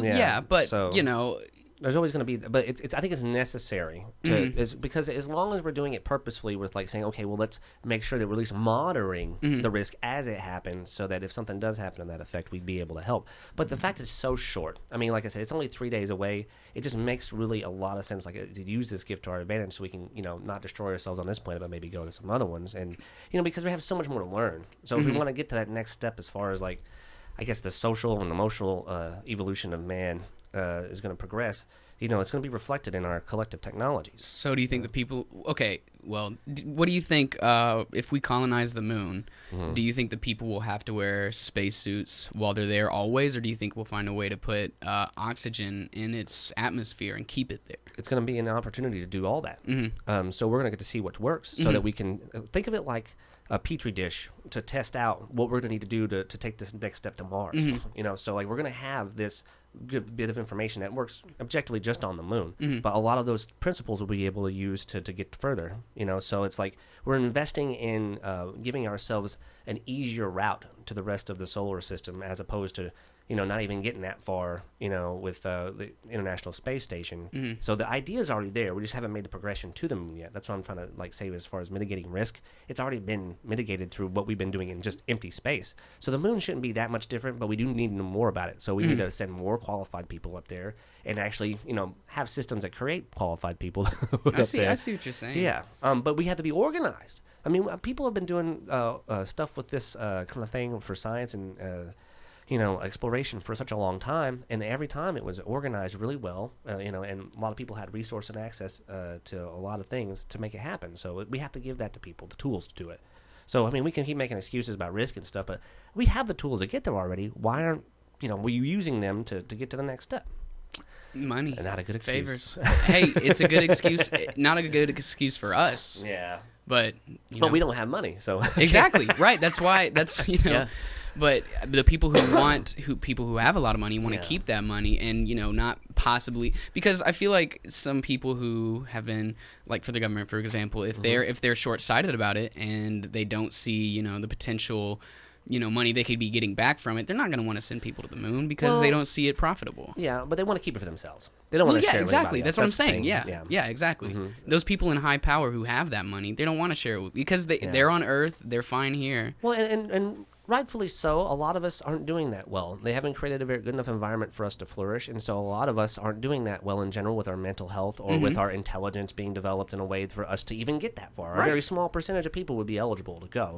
Wow. But like broadening it a little bit for us at least start creating good people again. I don't know though that more good people. I didn't say there's no. I don't think a new spot is going to change that. You don't think that at least give us the opportunity to learn from our mistakes? I don't think people are going to learn. No? I don't think people are going to learn. I think they're going to take the same values that they have here and take them to the moon. Well, humanity's a lost cause. Look at history. History of I have a history degree, buddy. I don't know. Look at all of us, man. Look how well it's working for me. I don't know, because I feel like if you want a different society on the moon, you have to send a lot of very like-minded people you have to the start moon. it on Earth first, right? Right. Yeah, you have to send a lot of very like-minded people to the moon. And really, all you're doing is expanding the problem. Right. I think so, too. Well, with the opportunity Ultimately. that America had with being the melting pot, right? Remember how we had the same opportunity, for such a long time. When we made black people drink out of separate water fountains? Of course. Well, we took their water away in Flint, and they're having to go get it every week from a pickup station. I don't think our pot ever really melted. I've heard I've heard it referred to as a salad bowl more than a milk Well, pot. we had the opportunity to do Some it. people pick and out then the we- tomatoes. Then the oil and the water kind of separated, right? They tend But to do that. they ain't gonna have that choice on the moon. They're gonna have to work together. Or kill each other. Well, the destruction isn't an option because you can get more collectively done than as opposed to destroying someone that stands in your way. Like you can with the U.S. government? Well, that's what I'm saying. I don't have a say in the U.S. government. That's why they're trying to keep me from having one. You think But you would on the if moon? there's money, it would be an independent government on the moon. You have a self-governing. but how do you know unit. that if people who's have laid getting there? stake? Who's getting you there? Huh? Who's getting you there? All of us. Who's all of us? Well, what if the government pays for it? The people with the most favors are the ones getting you there. What if the government pays for it and then they lay stake? Like we said earlier, if they Yeah. lay stake on this moon, We're just in a big revolution, man. we're in territories. Then at that point, because if China has this part of the moon, America has this part of the moon, and there's a lot of money to be made in it. Yeah, so why how do wouldn't we- people be going to war on the moon for certain territories? How do we convince these people with all the power to I don't not know have if, any? I don't know if you can. I mean, Tricky. Let it go. Because it's all an illusion anyway. yeah. Yeah. Isn't? Yes. Very much so. I mean, it's just a reason to destroy one another. If I can get you to kill him for me, that is not much of an illusion. Right, but That's there's some not real much to power. learn from a dead person. No, but there's a lot to take. Not from Felix. Maybe not from Felix. That's very fair. That's very fair. Maybe not. I can have a trailblazer. Now, Randy, you You'll got get all a this cool shitty stuff. 03 Trailblazer, and you'll get some cool shoes. So you're and saying I that's should about kill it. you to take your stuff? No, 'Cause I'm you saying got cooler stuff than I'm Felix. saying you should. No, talk. I'm telling you that you should kill Randy. You want to split his stuff? Exactly. Ah, you're done for, Randy. See, See, now we're talking. we can have Now we're getting custody somewhere. of the Tesla. You get him like 1 week, and I get him the other week. I'll buy a judge. We'll rewrite the law to Yeah, where only I can drive Teslas. Yeah. paint it over, Randy. Yeah. That's Sorry, already buddy. happening. That's Our what I'm moon getting is at. already falling apart. What's already happening? That's what I'm getting at. All these things you talk about, we're obviously already dealing with them. But Sure. I'm saying that the moon would offer us like a new role to, instead of like I said, you want to destroy something. Destruction is no longer a part of our new role, like say humans on the moon researching things. We're going to be too busy working and trying to build a life, and build the civilization on the moon. It's happened in other places on the planet. We're gonna so- do that. We're gonna do that as these 2 coffee cups and fuck all these other cans. Well, no, because what I'm saying though is that these cans, there's going to be moon cans. You want moon cans? No, You don't. no. You don't know it yet, but you want moon cans. Wait, what is a moon can? I'm so confused These right moon now. cans, these moon cans are gonna do all the hard work for these 2 coffee cups, or these coffee cups are gonna crush these fucking cans. So division of labor. Everyone does the same work. This can has the same amount of water in But it. that's the ideal. That's the ideal. The yeah. ideal situation, right? But that doesn't mean it's gonna happen. but we this have to make coffee it happen. cup, we have to. this- but this coffee cup paid for all these cans You know to what, be Randy? here. I really appreciate your cups, but you can keep them. I don't want to be possessed by your cups. 'Cause you seem to be possessed by all of these things, Like, let's talk about that, like the whole idea of ownership and possession. These of, are of- examples of just right. But we all struggle to just kind of have the things necessary to make our lives, as easy and convenient as possible. Sure. I got the I wants all the time. Well, yeah, but the heart of desire, you don't need that much to survive. But we can be Right. real about how much it takes for people to survive. Like, they need water, they need shelter, they need food. So you can math, like, just the humans on this planet and see how much shit we go through in a year, which most of the time we go through a year's worth of shit in half the time, and then manage the resources better so that we can end up going to cool places without having to fight over moon cans. Yeah, but let's be Okay. fair. Oh. As an example, you saw me when I had just those bare necessities. Yeah. I was not very happy. Right, but you have a purpose, like I was saying, like that's something to do, with the reward. So you want to have a hard reward for a hard, some reciprocity. Bingo. So if we can set that up, which isn't that hard, we've done it before, then we can definitely go and colonize the moon. But why can't we just do that here? Well, because we haven't worked hard enough to make it happen here yet. So what's the difference in doing it here and doing it on the moon? Because we're gonna have to do both if we want to survive. But if it's already colonized and everything's already figured out, then what happens? You go to the next one.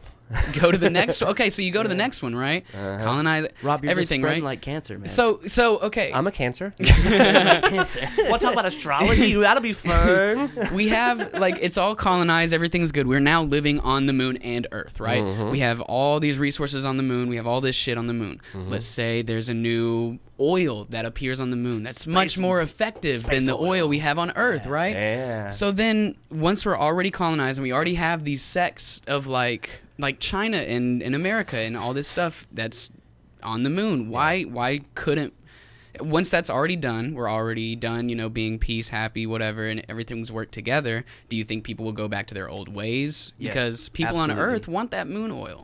Well, The commodities are mine. See, okay, Right. here's the thing. On the moon, because we have to explore it and find out exactly what's on it. Right. So we wouldn't know if there is or not yet until we figure that out. Right. But in Hypothetically. But in most cases, especially on Earth, you see what we've done with oil. We've greedily tried to get all of it, and we're controlling it trickling out of wherever, and we're trying to keep it going as long as possible. Now, if there's something new that we can not necessarily exploit but use, by then hopefully we would have had the information necessary to see what we would have to do with that stuff without it destroying any of the moon's processes. So you know what I'm saying? With people going to the moon, do you think people on Earth will change their ideals? Like big government, will be like, okay, you know what? We all do need to work together, and we need to make this easy for everybody because that's what they did on the moon to colonize Well, it. and it's not necessarily going to be easy. That's another thing. It's going to be a lot of work. Of course, yeah. But having, like you said, some payoff for this work. So not just status, but being able to live on the moon and being able to have create something that is going to last more than just however long you're going to last. You're trying to sell me on living in an environment that I'm not meant to be in, as opposed to staying here. Well, okay, hypothetically, let's say you're it's meant to be in an very- environment. Yeah. Mhm. You're meant Well, to be in an environment. This is where we adapted and we Yeah. evolved and We used we're to fit be- for this We environment. used to be in the ocean too, didn't we? That's true. And then we evolved to be on land. Yeah, so you're talking about the cultural and social evolution of man on another planet. Mm-hmm. So we'd have to basically pay attention to it, similar to how we do it here, except for with less war, hopefully. Yeah. That's the thing, though. I don't think we can. We can't do it. If we can't do it here, we can't do it on the moon. See, we can't but- do it in Mars. We can't do We it on haven't tried okay, it here. so I I don't see- think we've tried it here. Is what I'm saying. I don't think we've really. I tried see. it. I see it on both ends of the spectrum, Yeah. right? I see what you're saying, Yeah. in that we have, yes, right.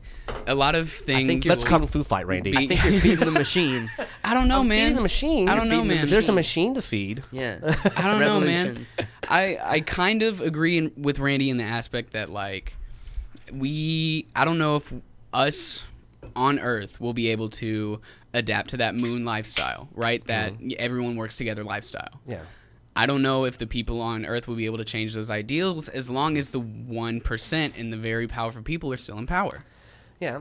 So do even though it this is doesn't- all a good idea, how do here- you dismantle all those people? Like I said, how do you let them? How do you make it? I guess apparent to them it would be beneficial for them to let go. Here's of I the don't know. thing. Those Yeah. I don't people- know. How those- could you? Those people that are in power, it's not that they're bad people. No. It's that they have power. Replace them with us. Yeah. And it's the same the position. story. You need a better role to play, It's right? the exact same Yeah, story. if you have the same money, if you're living a great life on Earth with a bunch of money and you're very happy with all this money that you've made, why would you want to change your ways? Bottom line, if you give me the power to make the rules, I'm gonna bend them to benefit me. Of course, Everyone yeah. would, right? Of course, Exactly. Yes. Well, this brings a larger thing into question. If we are going to have a non-subjective sort of view, we're going to have to find an unobjective source to help us balance us out, which AI is. Back what to I think. robots. back to robots. Well, using it as a tool to help us ebb our own human corruption is going to give us a chance to at least point out, like, hey, look at all this evidence. Terminators. No, it's not. That's a fantasy. I love Terminators.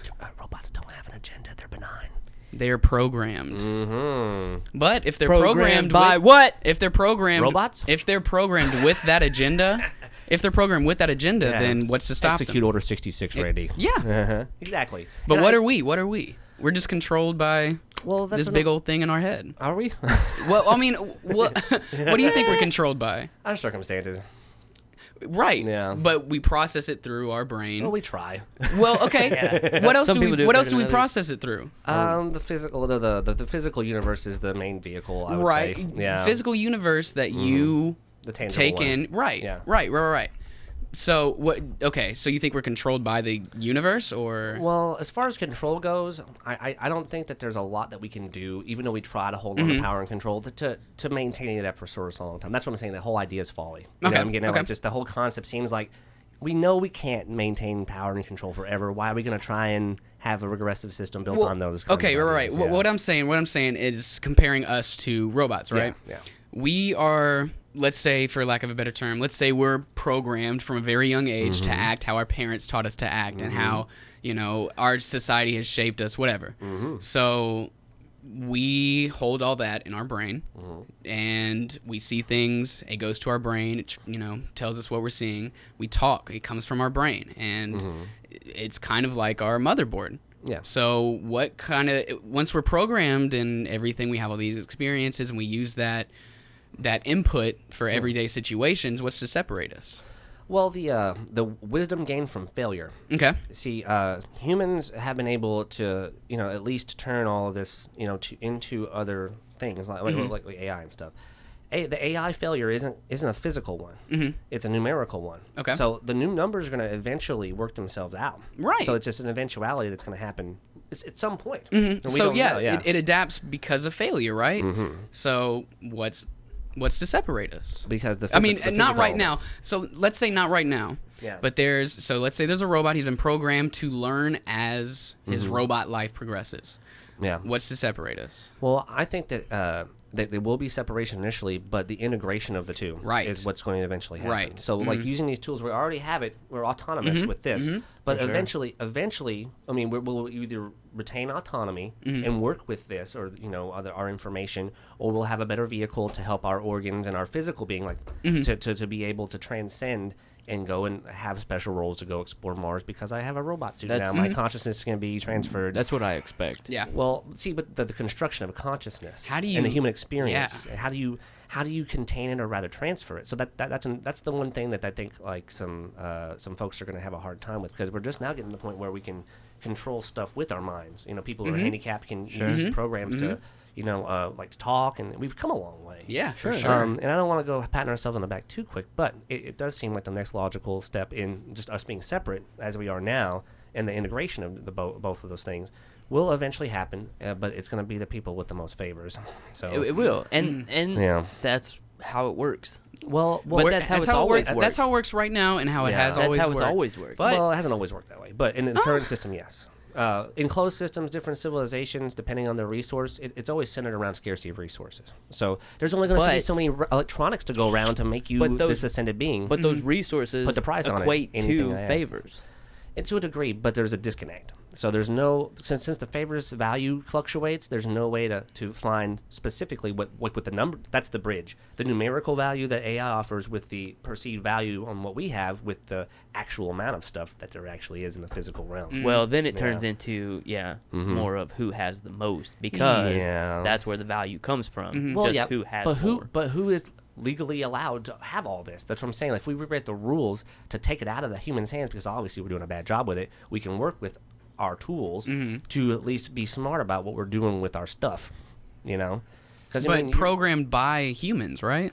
well, I mean, to a degree, like I said, we already talked about the programming itself. Yeah, at the end of the day, I mean, that's Yeah. where it's got to start. But I think that can snowball. I mean, we've already seen robots that can learn. And, Yeah. and Yeah, I saw one do gymnastics from Boston. It was crazy. There is this there's this show on YouTube. It's called Mind Field, right? And they were talking about this as well. There's this little app you can go on your computer. It's called Cleverbot. You can talk to it just like it's a regular person. They did a dating show with two real people and a Cleverbot that would respond to the questions. Yeah. And one person picked Cleverbot to date out of like 4 people. Yeah. And so that's a learning. It's shallow, but look, it's a learning AI. That brings up another interesting point. I think that the integration, like in my own personal opinion, to move this conversation a little bit more, like in a way that we can talk about, like, okay, the dating you said, like Tinder picked the bot, Right. So are we going to be able to construct our partners out of our wants and desires? Yes, I think so. You think so? I think so. I think at some point, if not, I wouldn't Yeah. say like soon, but I think in the future for sure. Yeah, but I mean, is that going to be necessary for us to integrate with the next species we're creating? This pseudo human. necessary? I don't know No. about necessary What necessitates us to do this then? to make what, like androids. Well, to seek out the attentions of something that isn't tangibly real. Something that's in our head, something that fits our wants and needs that isn't really like compromising with the physical realm. You know what I'm saying? Right. Yeah. So okay, let me think. So okay, So many good questions. Yeah, so let's say you have this robot, and she's like your dream girl, You right? gendered a robot? I did. Oh no. Well, I gave this robot canceled. I gave this robot a vagina. The robot identifies as a girl. Vagina. Why? Because hypothetically. you say Yes, because I gave it a vagina and programmed it to Just making it up as we identify go, as a girl. obviously. What can I say? What can I say? So you got a girl robot. I do have a girl robot. Okay. Sounds sexy. So, I think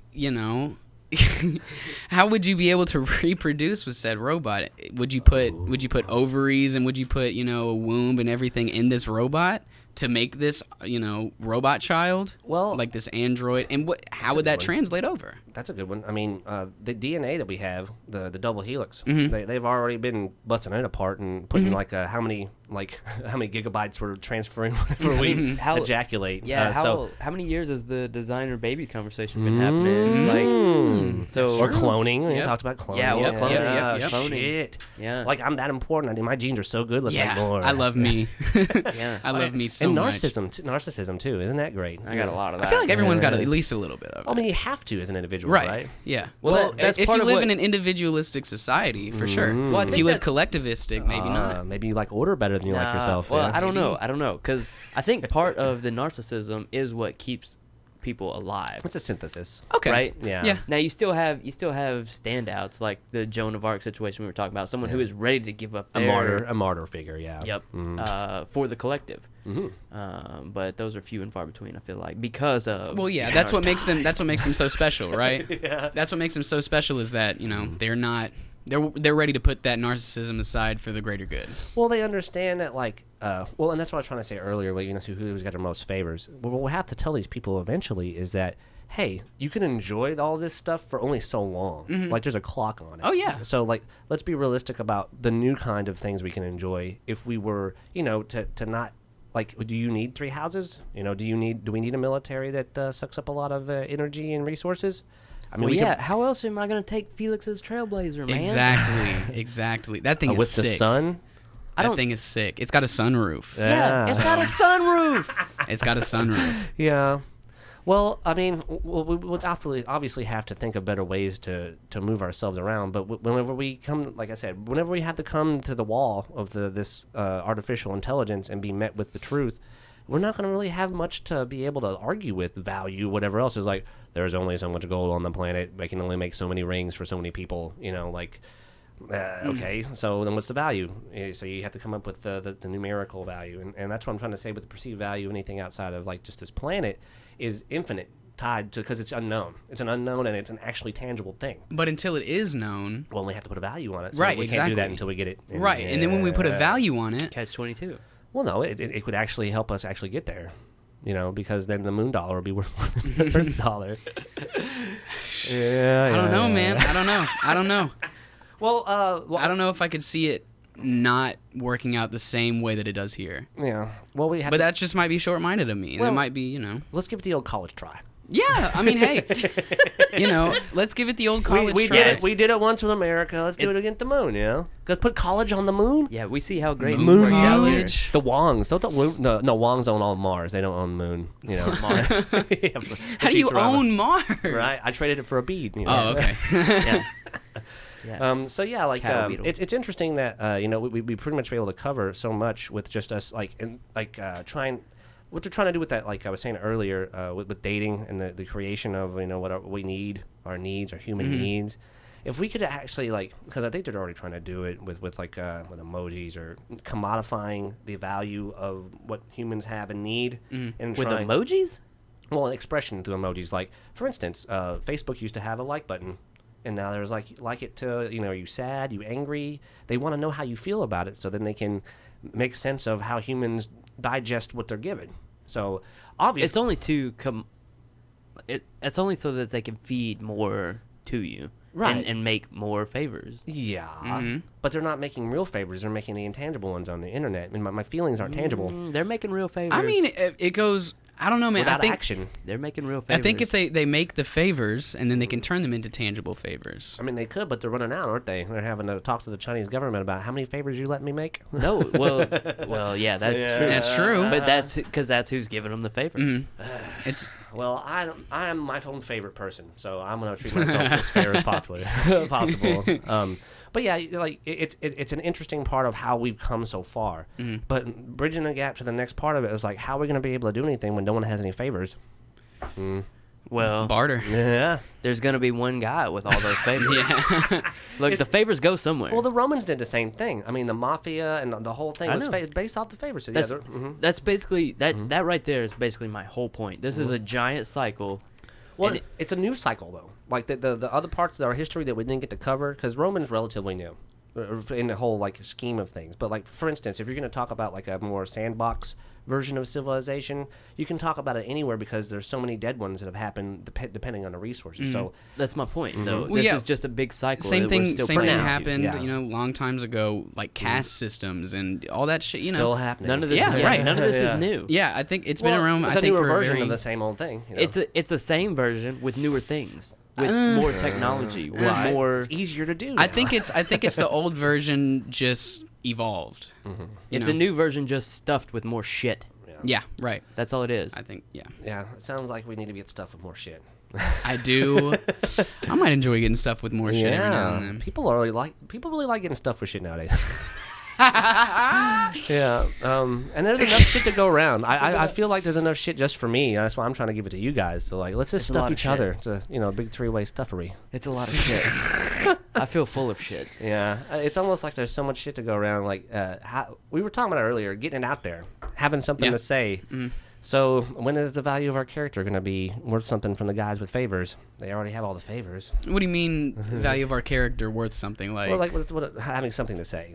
okay. Yeah. So like obviously, if I'm going to say, hey guy, you're doing really well. Are you interested in seeing something you haven't seen before? Yeah. Like what? Well, I mean, they're already putting rich folks in space. Have a I guess a tourist thing to the moon. Be whalers on the moon. But then you're already monetizing the moon. Well, I'm saying working within a system that we were already identified as being the same old thing. Oh, okay. Yeah. So, like, if you're going to give these people a new experience, then that may be one way to do what they do, exploit their emotional weaknesses, to have a new experience, to be able to go on the moon and find out what's there, and at least say, hey, I was on the moon, fuck you. Doesn't that just further funnel the favors, though? Well, like you said, it's the same system. So if you want to be able to have some sort of reciprocity between the two, you could. I'm saying because they've already done that to do with the world. So working within that system of favors, we've already done it to get there. So why not, change it a little to push people towards that way instead of just keep this endless war bullshit happening. I mean, I think a lot of things better than just keep fighting one another. Yeah. I'm not saying I enjoy the ideas of war and fighting and all that shit, but I don't know. I think it's just from things that I've grown up with and things I've seen, it's almost inevitable. Yeah, which American especially. Right, exactly. Yeah. But like I said before, it can be very short-minded of me. I'm probably not thinking about the bigger picture. But at the same time, man, that's all that I've seen ever is just war and how you know. I think just like you said, I think it's inevitable. Right. Because like the Hong Kong situation, you have people who want their rights. Conflict's inevitable. Yeah. And how do you fight, stop conflict? How do you fight conflict? Well, you manage conflict by forming governments that are representative of the people that have needs that obviously aren't being met. That doesn't always work. It let's say you make that moon government. It also hasn't. Let's say you make that moon government. Well, there's been people playing, with different toys to make sure it doesn't happen. I mean, we go to war to make sure it doesn't happen. Every once in a while, you have David that slays the giant, but more often than not, the giant crushes David. I mean, but that's a false dichotomy in the Bible, bud. We're dealing with David and Goliath. We're dealing with just bullies. It's just basically, That's what I'm saying. So let's go to that. Let's take that as an example. Yeah. So how many times did you get a wedgie in high school? I mean, I don't want to remember that. Exactly. That's fucked up, Randy. But You're an asshole. But how do you stop that? How do you punch the bully in the face? Bingo. Yeah. But you don't destroy them. No, but you fuck them up. Well, you let them know that to respect your autonomy, right? But here's the thing. Yeah. But okay, so yeah. Well, Violence I don't know. I think it conflict. depends on the bully, man. Yeah. It depends on the bully. conflict. Is the bully trying to destroy you and take your shit, or are they just trying to give you shit? I think it's very subjective to the bully and the person being bullied. Like Circumstances. So yeah, let's say it's a bully who's just being an asshole to be an asshole. He's got a great life at home, whatever. Yeah. He's just a fucking asshole. It's fun. Yeah. Let's be real. Yeah, let's be if real. you It's can't fun. connect with that bully, Yeah. the only way that you can, get your point across to not be bullied anymore is just you might have to throw a fucking punch or two. But let's say that, he has a very rough home life and this bully, his dad beats him and and all this shit. If you can relate to the bully and somehow become his friend, like, you were saying with the moon kind of situation. Yeah. Then you can stop the bully. No way. That dude's gonna call you a pussy and push you no, in the creek. No. I'm saying you're saying I'm that's never happened. That sounds like it happened Rarely. recently. I feel Rarely. It's still fresh on Randy's mind. Rarely. I think. But yeah, we've all I been don't know, bullied, man. haven't we? Sure. Yeah, we've all been bullied and coerced in some sort of way. Yeah. Sure. But making light of the fact that, like, okay, you said conflict's unavoidable. Yes. But handling the conflict and growing up, you realize that you're going to have to deal with it because it's part of being a human. Right. And the way For people sure. handle them are very subjective. Yeah. But in a sense of saying, like, there's a difference between going out of your way to take out your frustrations on someone else, which is the cycle of bullying. It usually happens from a poor home life or per circumstances beyond someone else's control. They're reflected in their person's behavior. It's not necessarily the person's fault, all their fault, but they're definitely being coerced or bullied by their own circumstances. So it's just a cycle that keeps going. Like the similar sort of one is like just abuse in general, the abusive cycle. So how do you deconstruct that cycle and keep it from happening? You can't keep it from happening, obviously, because we've established that humans are going to have this trouble no matter what. So you create a better system to deal with that conflict. Right. So and like I try to make friends with my bullies. Like you said too, it's the best thing to do. Because then you come to an understanding. But you just make sure that you respect each other's autonomy. That's what I'm saying, like with Hong Kong and how they're on their home turf. They have autonomy on their home turf, so that puts them in a role to at least defend themselves from a bully. And we should be able to at least defend ourselves, but we don't have to be aggressive to defend. We can just at least say, hey, respect my autonomy. But doesn't always work, though. I feel, me personally, I think, like I was saying before, it's all subjective. Sure. I feel like let's say some governments will take it better than others. Mm-hmm. I don't think our government. I think our government is just the bully to fuck with people, and I don't think that he can be coerced. He already knows his autonomy is respected, and if they don't respect it, he can respect it himself because they have money and they have power and all this shit. Who needs to respect you when I've got power and no one's stopping me? Have to deconstruct the whole role of bully, right? Right, exactly. But how? Well, you realize that we all get to play it if we want to, right? As far as, we can all act a certain way, but realizing that that it's not necessarily conducive to the best outcome, like personal outcome. That's what has to be happening. You said, most people just think about themselves, but they have to realize that by acting this way, it reflects poorly on them and their character to where they're going to be, and later on, like what's going to happen to them. They're going to get bullied or have something bad happen to them, and then it's going to be, karmic justice. So stop the cycle and have, take a breath, be understanding, say, hey, listen, obviously, instead of acting emotionally, we can say, hey, what's really going on? What, are you thirsty? You need a hug? What's happening? And we can, instead of, trying to attack conflict through aggression and with, direct conflict with the bullying shit. Yeah, but these big bullies, say what that, do they need? Say that to someone who's got that shithole. Yeah, what do you need? Dad beats the fuck out of him. They need to establish dominance over someone weaker than them, just like it's been done to them.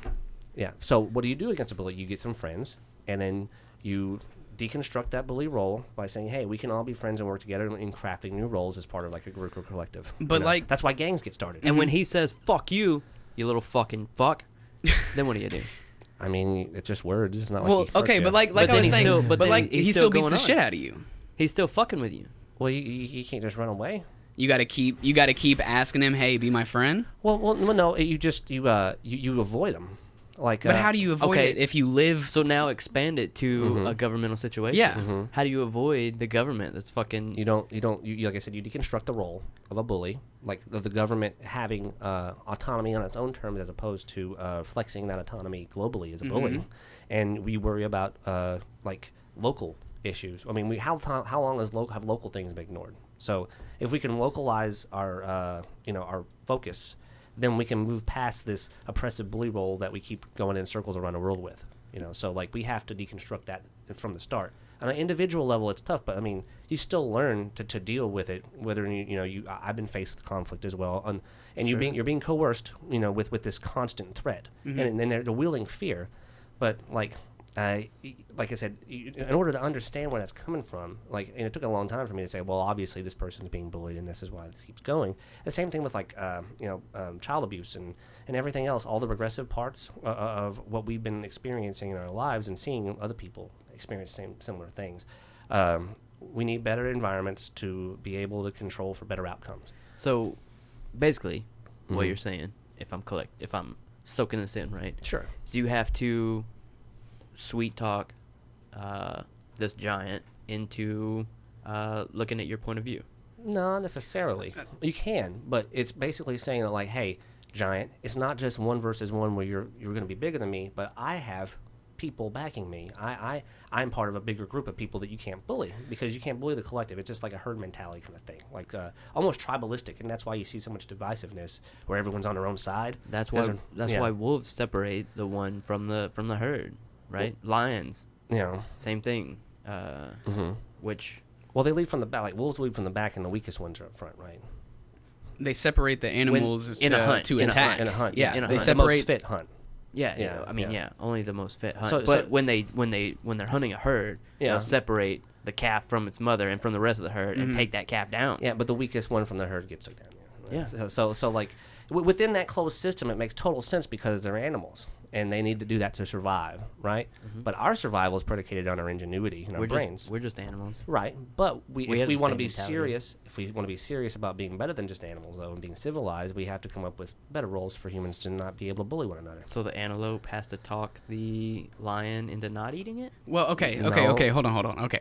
So, like I was saying before with the bully situation, there's one bully who has everything made at home. They don't have shit going on. Their life is great outside of school where they can just beat the shit out of this person because I'm bigger than you. For no good reason. Right, exactly. How would you deconstruct that role? How could you? Because, you know, you have this bully who has got everything great at home. There's no negative coming back to him, but he can just beat the fuck out of you just because he wants to because it's fun. So how do you deconstruct that role? He takes your lunch money. Yeah. Yeah, just cause. I'd have my lunch money taken.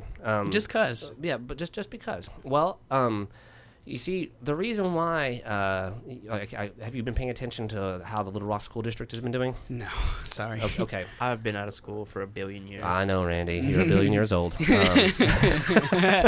But okay, what we're faced with now is all this private intervention into a public institution to try and get more minorities, education, etc., in a place where there's a lot of minorities. That's racist. You can't say minorities. Well, I wasn't being racist. I You're was being canceled, political. too. Both with of you are minorities. Canceled. Yeah. Sorry, buddy. I mean, it's your set. You can cancel whenever you want, baby. But no, within that context of using that topic to talk about. So how are we going to be able to make better conditions for all these people in whatever system we put them in, unless there's some other humans or oversight tending to their needs? For instance, what you said, the bully. When that bully gets to you, if there is someone in the hallway, like an authority figure, or like a grown up, say, "Hey, moving along, get to class." There's not enough oversight. There's too few. I guess what you call it, like wild wolves just fucking with each other, as opposed to having a hierarchy where they won't be able to bully you because there's consequences. Okay, so but what if there is no what if so they can get away regards, with it, yeah. Yeah, in regards to our government, even right.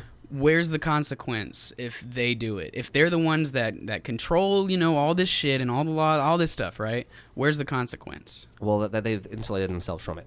Okay. Yeah, and only until they do, or rather, because justice hasn't really done a very good job because in Iceland not too long ago, their banksters, screwed up their whole economy. They threw them all in jail and then redid their economy, and now they're doing okay. And so why don't we take a lesson from other places that have actually used the law and justice to hold these people to task and then punish them for being bullies? Because there's no follow-through. Like you said, there's no oversight. There needs to be some sort of corrective measure. because I owe that guy more favors. Right, I think favors has a lot to do with it. I owe that guy more favors. I can't throw him in jail. But the favor is a falsehood. Like I said with the banks in Iceland, they made bad rules on purpose, and then whenever they figured out, as a collective, they had enough people standing up against the small amount of bullies to say, okay, no, you're going to jail. Here's the law now. Here's what you did. We have proof. You're going to be punished, and you're no longer allowed. Yeah, but I owe that banker a lot of fucking favors, and I have people that owe me a lot of fucking favors. So ipso facto, all these people also owe him these favors. He don't want to go to jail. We owe him. But they did it in Iceland. But that's Iceland's ideals, right? Well, it's an island of a small, cohesive, homogenous, sort of Right. thing. I'm very trying to different, very different ideals than what we have here, right? I understand what you're saying. I'm just trying to play devil's advocate. Right. here. Yeah. It's a fun for sure. game. Yeah. It is. Yeah. In that Yeah. that's how it, Yeah, that's it's happened that's a where lot. we're at. It's happened And a lot. It keeps a lot happening. This more- cycle you keep talking about. Yeah, a it's lot happened more than, okay, fuck this guy. Well, it's fuck becau- what we owe him. Let's fix this. Well, Right. okay. Student debt. They're talking about canceling student debt, right? I hope so. So those favors that were false, we're going to say, hey, well, you know what? This bad rule that we made, we're going to change the rules to help people because it's not even real to begin with. So these favors that we've extended to people to better themselves shouldn't have strings attached, because the intrinsic value of creating better humans is on the cost benefit analysis. Just there's too much proof. There's too much proof talking about the better outcomes from giving people at least something to do that isn't destructive. Okay. So I like this specific. I caught that. Yeah, that's I like good. this Cost-benefit specific analysis. example that I want to play devil's advocate on it. as Do well. it, Randy. In the capitalistic system that we have. Same old devil. So Buy the merch. So Pimpin'. I got all these favors, right? Yeah. And I'll give them to you so that you can give them to that school so you can go there, right? But I want my favors back. So that's how they got to. So what do you want in return for your favors? I want more favors. Well, no. But okay, if there were a fixed value to these favors, sure. But like, and that's usually what they deal with, the cost-benefit analysis, seeing what kind of returns. So, but you also have a think tank that is set up to pump out false information where you don't have to like talk about like the true value of what you're doing as favors, but kind of like offering devil's advocate to nullify the voice of people because, I mean, you have so many favors so that you can take that favor away from them and they still owe you. So you're within your position making bad rules to benefit yourself. We've already talked about that. It's a form of bullying. Bingo. But like, so what... The thing that like I would just like to make the distinction with is what favors or whatever else it takes to make a school, no matter what the construction of it is, there's still people involved.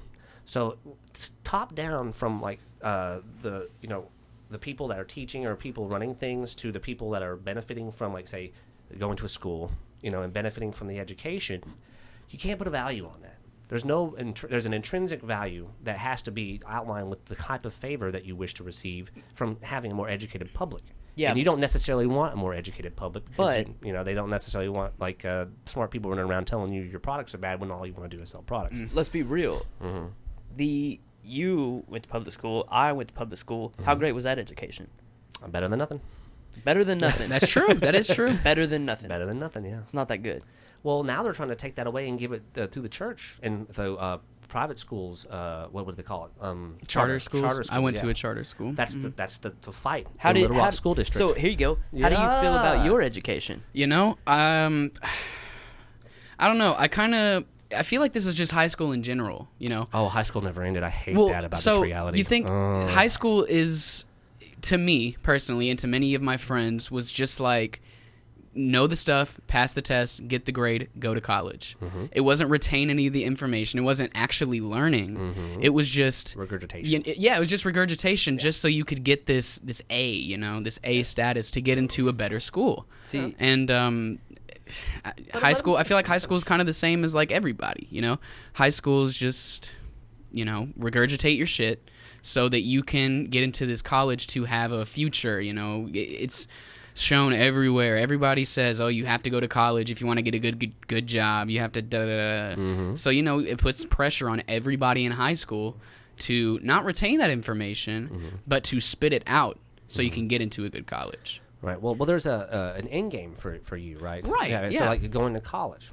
So the right of college or education. To get to the root of like, so if we're gonna like be real about making sure that someone with favors realizes that having a bunch of smart people around that aren't messing things up is better than them being dumb and able to be taken advantage of, is kind of self-evident, right? So that's the argument that has to be made to people extending favors to make better outcomes for people or like smaller class sizes or whatever. But to your credit, you're right. We're actively seeking that not happen. well, here's the thing. Especially in Arkansas. That's not the high school experience that I had. Well, how about you, Randy? What'd you do? Yeah, go ahead. Mine was just bullshit. Yeah. Mine was just, you have to be here. Yeah. So it was just babysitting. Oh, Yeah. okay. That's See, all that mine was. mine was a Mine high was school. Mine was a big babysitting class. Yeah. Yeah. And it was if you want something good to happen, you should go to college. Yeah. But I can tell you, I went to a very small high school. There was 26 people in my graduating class. Yeah. And that was a big class. And I can tell you a lot of them did not go to college. Yeah. Well, mine was my charter school it's like a college preparatory school. So it's kind of pumped into us that like you need to go to college. Sure. We were also very small. We had very small class sizes. I think ours was like 46 people graduating, and I think that was the biggest class that we had in all of our school. We were in school in a trailer park, until I was in senior year when they built the high school building. Yeah. Like we had trailers and a strip mall that was converted into classrooms. So I don't know if the size. I think it's the ideals of the school and the people running the school to be like, okay, this is what you need to prepare you for the future. And instead of, your high school experience, it was just like, just come, fuck around, we have to babysit you, the end. Yeah, mine was you got to be here. Yeah, I think it's just difference of ideals, and in charter schools and public schools, they're very different. Right. Well, the execution of this basic idea of educating ourselves has been, dealt with in a different way from both of those perspectives. But like, like I was saying earlier, though, okay, for instance, you went college. It was the same life for me and Randy. It's just that I mean, they still preached if you want to go to college, like you can, but it's going to be you find a way to pay for it. But I mean, I'm a little older, and I mean, I remember high school and school in general and my experience, and I had bad and good experiences while in school. But like I say, it's better than nothing. But like there's a certain, like, no matter what it is, whether it's a trailer or they built a school later, there's still interaction of people, growing up together, and so dealing with that and giving the like, say, for instance, like people that were homeschooled or don't have any socialization, puts us a little further, than say someone who's isolated. That's true. I agree. So we see the benefit of the collective versus the isolation of no social interaction and a low social IQ basically. And so if we could broaden that social IQ to jump ahead of all of this divided stuff or whatever college is, and we reevaluate what type of favors are going to be returned to what our communities are, we would see the intrinsic value in being able to make someone good enough to be able to return those favors as someone who's broken and is just going to be I guess a drain on themselves and whatever system they're a part of. You went to college. Yeah. You have a degree, right? You made it through. You did your thing. You did your time. You did your thing. You got your it. time. Well, it So doesn't end. how much has that benefited you in the society? In my brain, or like as like my economic standing? to the people. Whatever you value. Whatever you value in the society. It gave me perspective. No matter like what I paid for it or how much I get out of it, it's actually just depressed me because the truth is a very depressing thing. But the level of I guess truth I've been exposed to so far is light years beyond what's actually out there. Sure. So I mean, I'm still because a lot of people don't like learning and the whole like concept of learning, transcending school or reading, and like some people don't even like to read. I don't like to read. Yeah, but like I've been stuck in the woods most of my life. I like reading. What else am I gonna do? Yeah. That's totally, totally cool, man. Right, but I didn't go because I couldn't afford it, and I had fucked I ended up off. getting priced out of it eventually. At my my bachelor's degree, I got priced out of. At my school, my high school was just a fucking waste, so I didn't give a fuck. So I didn't do anything to get to where someone would pay for it for me, so I just didn't go. Right. Yeah. But I don't feel like my social or economic or my standing in the community, I think it's actually better than if I had gone. That's fair. You get to see a lot different perspectives, I think. So I think get that. My point that I want to make with it is that these guys offering these favors to go to school so that you have to return these more favors, these handcuffs they put on you. Yep. It's a choice that you get to make. Of course, yeah, of course. And maybe the problem is that it's too people who aren't really old enough at that point or developed enough to be able to like really make that decision. They don't understand the weight that it's going to take. That's me. But I don't think that taking away those guys that are like, hey kid, you want this favor? I don't think that necessarily should go away. Yeah. Well, if you have the favor to offer and give, you should give it and see that there's favors to be returned. You know that as well. It's like sure. All that investment in whatever way, for good or for bad, will eventually. Sure. Yeah. Well, okay. Think about it like this: if you, so let's say college is free, right? Like you don't have to pay favors to be in college. You don't have to be in debt for the rest of your life to go to college. Used to be close to free.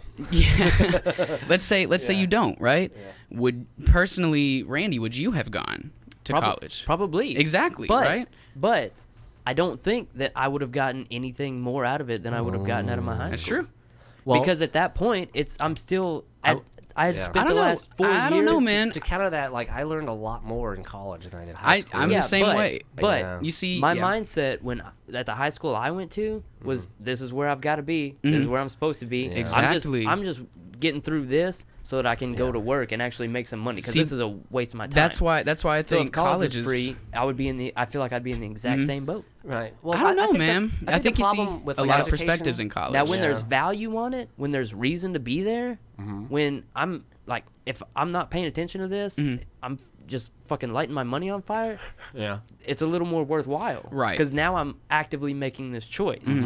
You know what I'm saying? For sure. But if we're talking mindset, I think going to college is not that you're doing, poorly, but I think college is, more beneficial to a mindset. And you get to see, like going to high school, you said you went to a very small high school. You didn't get to see a ton of different, ideals. I had the same experience, and then I went to college, and there's just so many different people with so many different mindsets, with so many different cultures and backgrounds and all this shit that I'm learning about these new experiences and new things that other people have had to better myself. But I did not go and look at the avenues that I have taken. Right. Yeah. I'm not saying you're doing poorly at all. No, I know. And I'm not even talking on a personal level. I'm just using me as an example of anecdotal the choices that you can make. Yeah, there really only have so many choices given to you, right? Bingo. The guy offering favors is control the choice, isn't he? So whatever role you want to play, or however far you want to get, I mean, it's dictated by the guy giving you the option to explore that choice. Yeah. So whether it's a good choice or bad choice is up to you to make it. To a degree, yeah. So, but for me and for college, for education in general, for reading, for whatever, like the difference between high school and college for me is college was more serious about opening my mind than high school was. Like you said, high school didn't necessarily challenge me. It was just I have to be there.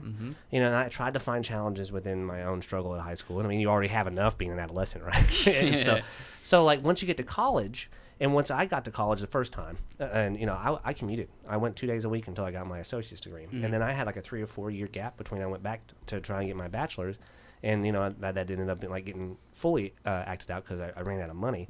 But the same kind of discussion we've been having, like the value of all these things.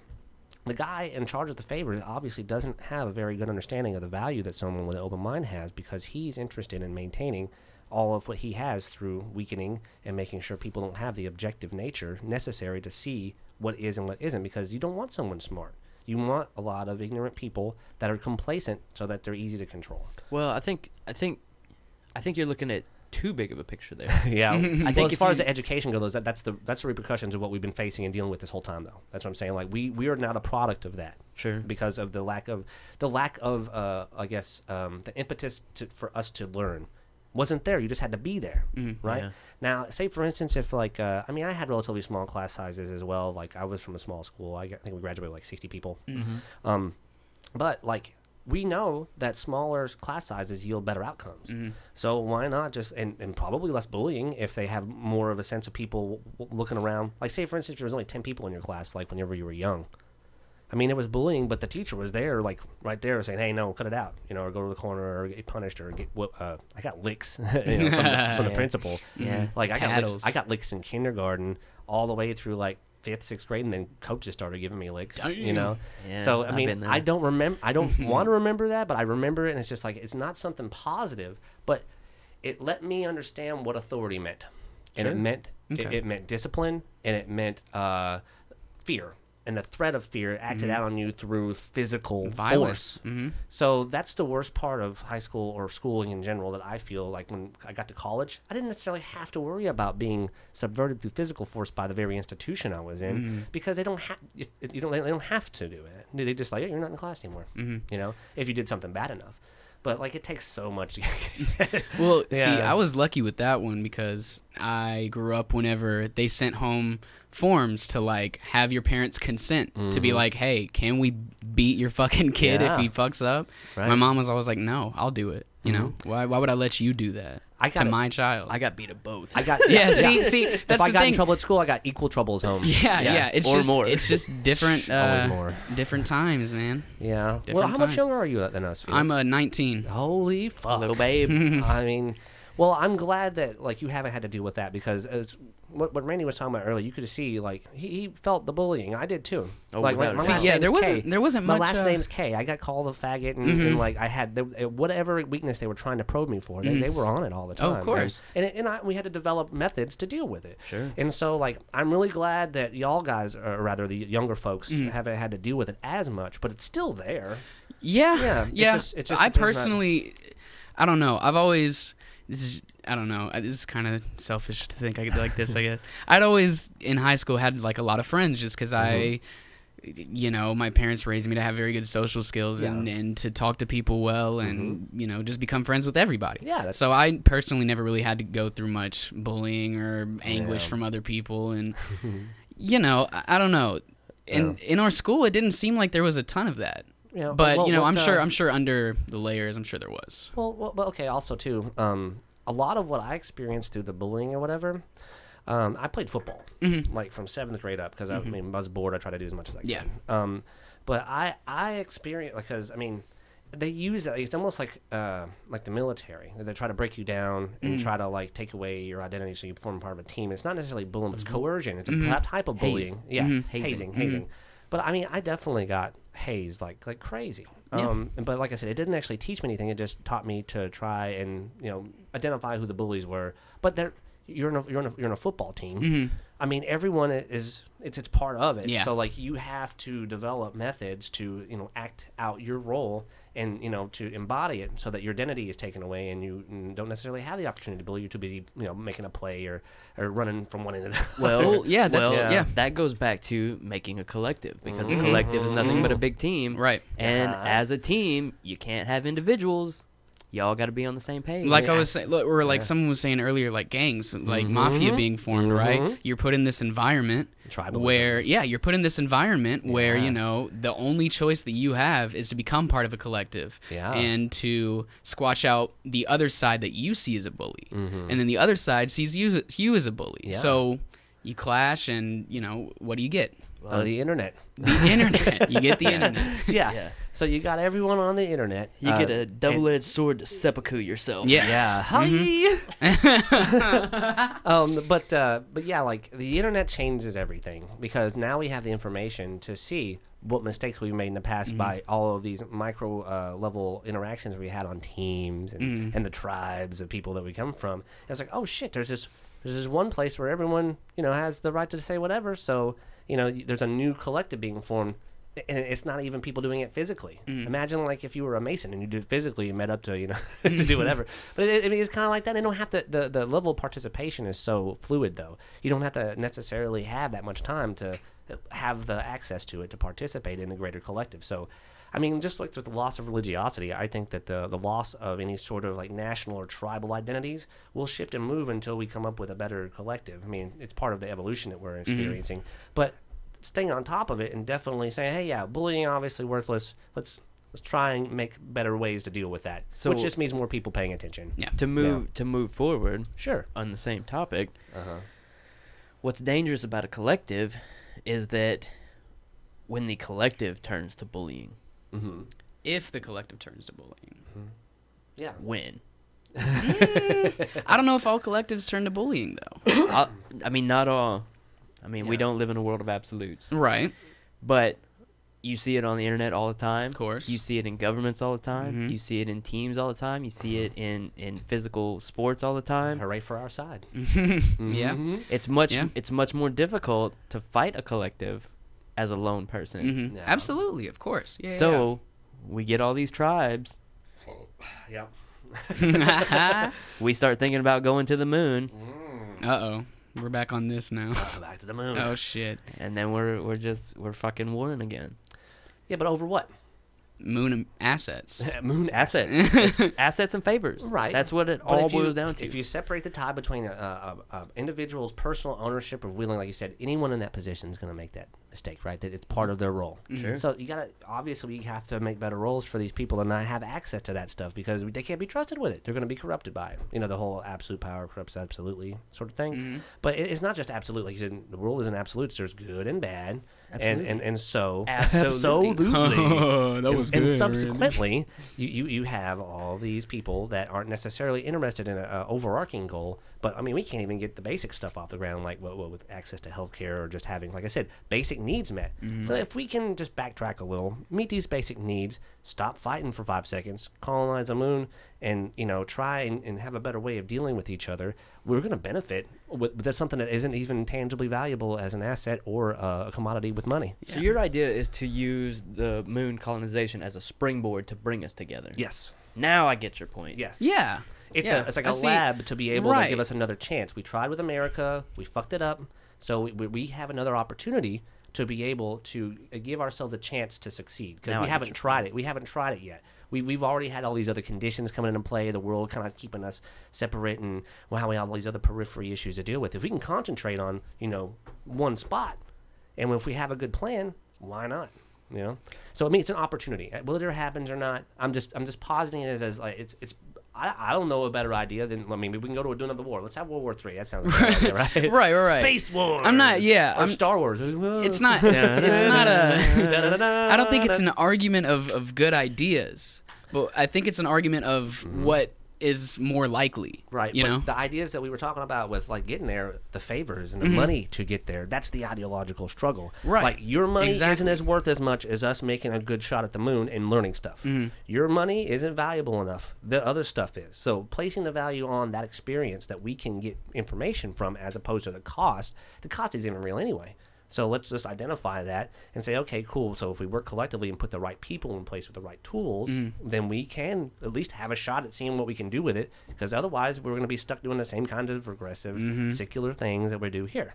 So the moon is an opportunity for us to springboard to the next phase. And it's right there. Like I said, it's a gift. It's so close. If something bad happens, we can always come back. You know, and I don't know why we haven't tried that yet. I mean, the Nazis thought about it. do we have the technology to try it? Yeah, I think so. I mean, we already have autonomous artificial things going around and surveying. Right. So I don't. But us as creating the system to survive on the moon. Right. That's Yeah. about, That's the hard part about it. They have it sitting in space, empty space with the space station. Right, but they have it's concealed, right? What, the space station? Like the people inside the space station that can live in it? No. What? There's like there's windows and shit that space comes in? Well, there's windows, but there's also cameras and like there's like I said, it's a lab. They're right. categorizing But what I'm saying is everything. it's made sustainable for human life, right? Because it's not. Is human life sustainable? Well, okay, sustainable for It's a fishbowl. Yeah, that's what it's a that- fishbowl. It's a environment, fishbowl for that environment. Yes. Yes. So we'd have to. I think personally, we kind of have to do the same thing with the moon, right? Yeah. Like make it kind of a fishbowl. Do you think we'd have to put like plexiglass or whatever the fuck on the outside of the moon to keep oxygen inside of it so we didn't? I mean, you'd have to set up a like you were saying, you have to set up a lab of some sort. Right. Yeah. You'd have to set up a habitable zone, which I mean they've area. done with the ISS, like the space station. Right. So you're basically just trying to figure out how to mobilize your resources from point A to point B, which is the moon. Now, whatever circumstances in which is going to work on the moon, you know, whatever bubble or you know, like that's the X. I mean, and that can be interpreted in multiple ways. But we will have to start moving stuff from where we are through space to the moon and start investing assets on the moon in order to be able to see games. And until, like, no matter how we get there, we're still going to have to make the effort to fail and maybe come up with a bad bubble. I mean, Well, of course, yeah. Total Recall had poor bubbles and rich bubbles, and they're selling air. You know, like that's the dystopian shit you're thinking about. Right? I do too. But like, we haven't tried it yet. We've done it with the ISS. We haven't, like, because I mean the moon. We know a lot about it, not everything, but we know how much surface area we had to work with, so we can pick a good point on the moon, start there, start a lab. If we fail, we'll run back, figure out what we did wrong, you know, and use what we can to do it. But I mean, I don't see why we can't do it in one trip. We made it there in one trip. Yeah, for sure. Well, because space. If you believe the moon landing's real. Space to transport is limited. But what about if what about the idea that the moon is hollow and our alien overlords are in it already? We don't know yet. We'll have to. We don't know. We'll have to drill for that moon oil. That's what Space Lab is gonna be. What if they're in Area 51? They're already here. Clapping them cheeks. Clapping alien cheeks. No, those guys are dead. All those aliens? Yeah, they're pickled. You think they were just getting cut up? That was what, in the 40s? I don't fucking know. That was in the 40s? I mean, Roswell, New Mexico? Yeah, so they're not alive anymore. We've already studied... we studied one and he died. Discovered aliens. What do you know? How do you know the lifespan of an alien? Well, because we've killed them. How do you know that? We've discovered aliens, too. What have we not killed that we've captured? Lions. John McCain, but he's dead now. Well, extremophiles, like bacteria, things that exist in extreme environments that we're uncovering. We'll uncover extremophiles on the moon, or ones that are in stasis on the moon ice or whatever. I mean, but none of that. Moon ice, is there? Well, I mean, the water on Mars. Mars ice. Right, but like, I'm saying that, like, okay, you know how there's a greenhouse effect on Earth where there's moisture, like you can create that kind of thing on the moon probably, but if there is, then there's ice on the moon, right? And then we might create more life out of these unintended circumstances by what we do. If they have the water to do things on the moon, then there might be new. So we already know aliens exist in one form or another. So we can stop with this fantasy about, like, aren't we aliens? To aliens, yeah. To a degree, we're all alien to one another, especially, well, not species-wise, but we have other species that are part of who we are, like with the rest of the life on this planet, that we haven't discovered yet that are alien to us. So, so we're going to find aliens here on Earth still. We're going to find aliens on the moon, Mars, wherever we go, we're going to find aliens. So the idea that we haven't yet is just our ignorance in classifying what we found as an alien, and our construction of it. I think there are barren rock out there. Well, yeah, for sure, but there's also... But I think there's a billion rocks. I think there's probably life. Insane, like... Yeah, it's pretty universe egotistical to think that we're the only things that made it out. Yeah, for sure, gotta be. That's exactly. But that ego, isn't it? Hey, right? our narcissism. We're the only things. We're important. If something made it here, something's made it elsewhere. Well, that's the thing. We're making it independently and together, no matter what. Like and across all systems. I mean, you've seen how many solar systems there are. Oh my God! In the galaxy or in the. So there's so many chances for us, so many opportunities for us to go and find out more information, which is what's valuable. And so if we use the springboard from Moon to go and get our solar system off the ground first to be able to go further. I mean, I think we don't have a Dyson sphere yet around the around the sun, but like. There's the means are there. We just haven't, like you said. There's the action, the people with the favors. And Frank Zappa said this a long time ago that we were better off with the old man chomping cigars, taking chances on young acts that didn't make any sense, as opposed to getting a hippie in there who well, this isn't what the kids are into because it's their opinion and not taking a chance. And now that's why we have like so much trouble getting new acts and stuff off the ground because no one's willing to take a chance. So we have to incentivize the lack of risk in taking that chance and say, hey, look, there's no risk in taking this chance. First one there's a rotten egg, or last one there's right. First one there has to eat it. Yeah. This opens a new book on a somewhat similar topic. Cool. So, with our economic system right now being the way it is, I think we can all agree it's pretty broken. A lot of the favors are hoarded. I don't know at this much point. about it, but it seems broken. A lot of people have more favors than they need. A lot more favors than they should. Of course. A lot of people have none. An unequal distribution for sure. It has, and that's the way that this system that we have set up works. Eventually, that's the way that it flows. It's just that's the nature of. Well, when did we institute these systems? Because this version of the system is different than the one that we had, say, post World War II. Well, like after the troops came home. It gets skewed further and further, but the way that the system started got us the growth that we really needed, and that's what it. You're talking about the initial construction of the first system to then build on further. Yeah. Even after say World War II, it just. The floodgates opened even more then, right? Yeah, it's because we didn't have any competition. We bombed them. Yeah, where can you really find like a point? If it's ever evolving. Yeah. Where do you find a point? Well, okay, this is where it started to get bad. The scales because it's not. You can't put a good or bad value on it. You have to start identifying who benefits. So having an economic system that benefits everyone as opposed to a few, that's not a radical idea. In the capitalist system, we've done that before. We had a tax system that taxed people who had way more to then make it easy for people to go to school, have clean drinking water. Also start up new ideas. Yeah, it incentivized taking your risks. Right. It's a great system for growth. Yeah, but it was. Once the scale starts getting skewed, more people collect these favors.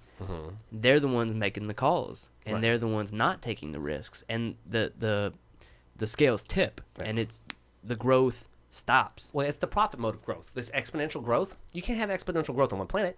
No, you can't have exponential growth at ever. all. It doesn't unless you're getting serious about going to other markets and creating new markets, right? Well, you have to create the new market. But then if we can't have an exponential growth on here, if we go to a market, then it's a bigger cap, but there's still a cap, right? Well, here's the thing: you're profit looking for isn't sustainable, like you said, a sustainable human system. So we have to get rid of this false notion that profit's real, like you said. You're looking. We need a reset, basically. So what about what are your ideas on instead of using money, what about goods for services or goods for goods, or like instead of favors, instead of like, you know. Well, there used to money. be rules. There used to be rules for how much money we printed and how much it was worth. Now there isn't. Okay.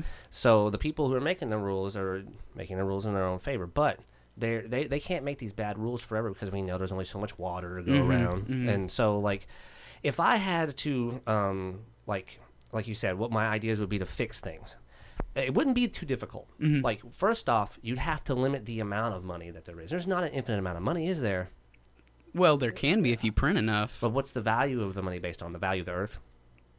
No, it's just based debt. on the value we put on it. Right. There's not a value. It's just debt. Yeah. Well, right now. Yeah, it used to have a value, though, right? You could trade it for a certain amount of silver or gold. Yeah, it was backed. Right, Yeah. it was backed. So Commodities. How do we assets? So how do we come up with a number that involves the amount of people on the earth, what they need to sustain themselves, as opposed to exponentially growing, and then using the leftover to be able to explore and instead of destroy, expand to build more things. So the part of our economy that's moved too far, with not being fair. You want a more fair, equitable economic system.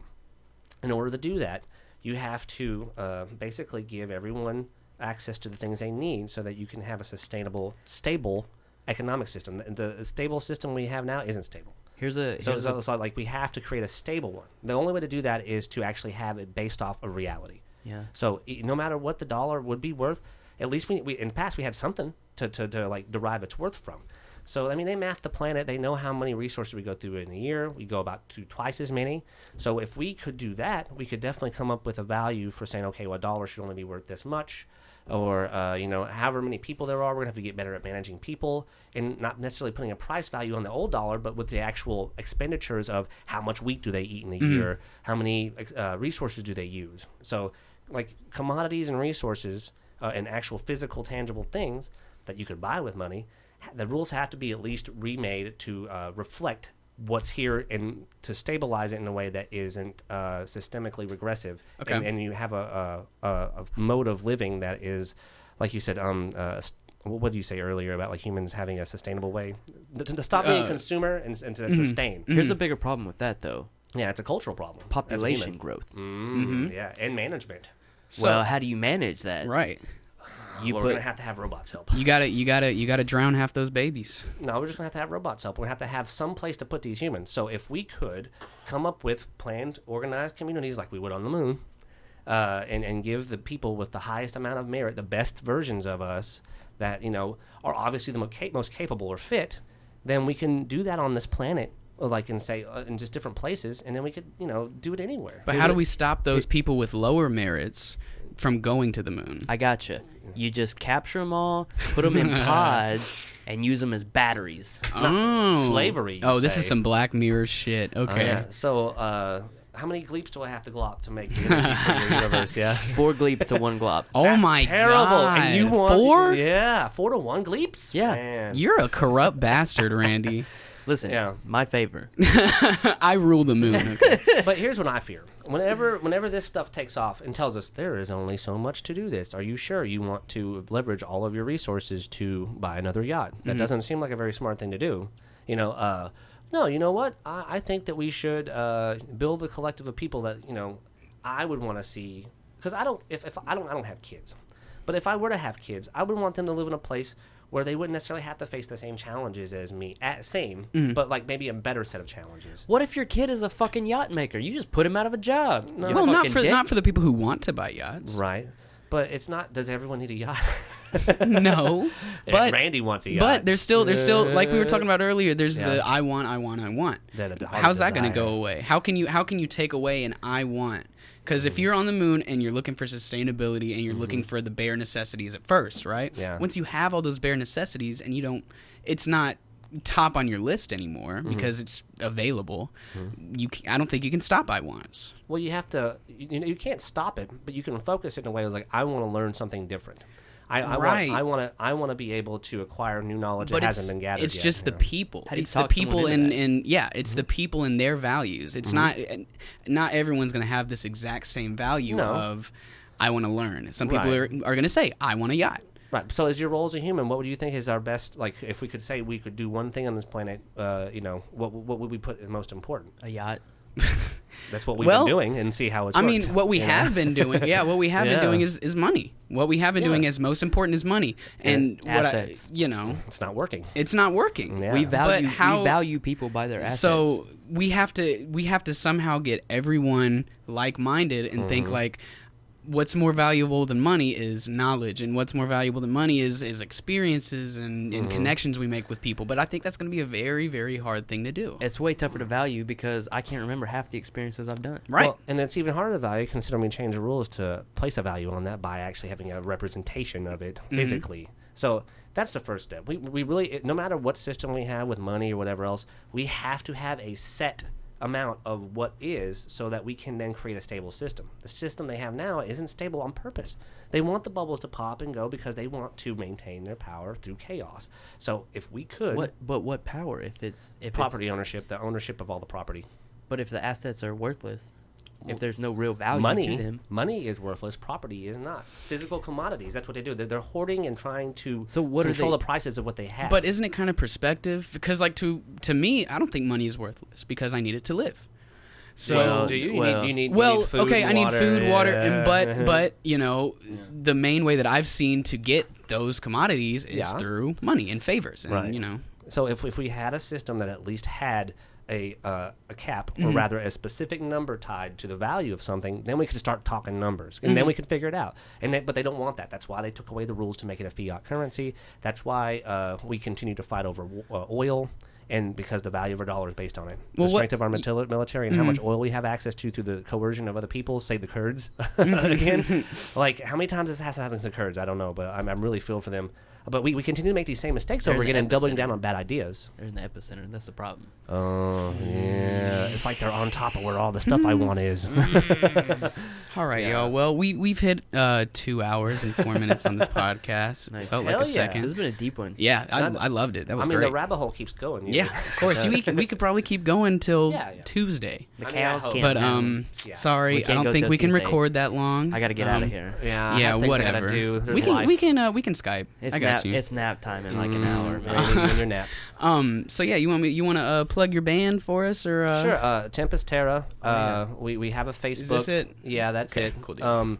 And like I said, we've been together about a year, and hopefully we'll be able to get you guys some music, money and time. But like we've got it done creatively speaking. We're just gonna have to actually get it done physically. So as soon as we're able to do that, we'll be playing shows soon. We've been playing shows in the past, and we will play more shows in Arkansas. Hopefully out of the state, but that's just a long-term goal. But you can definitely catch us.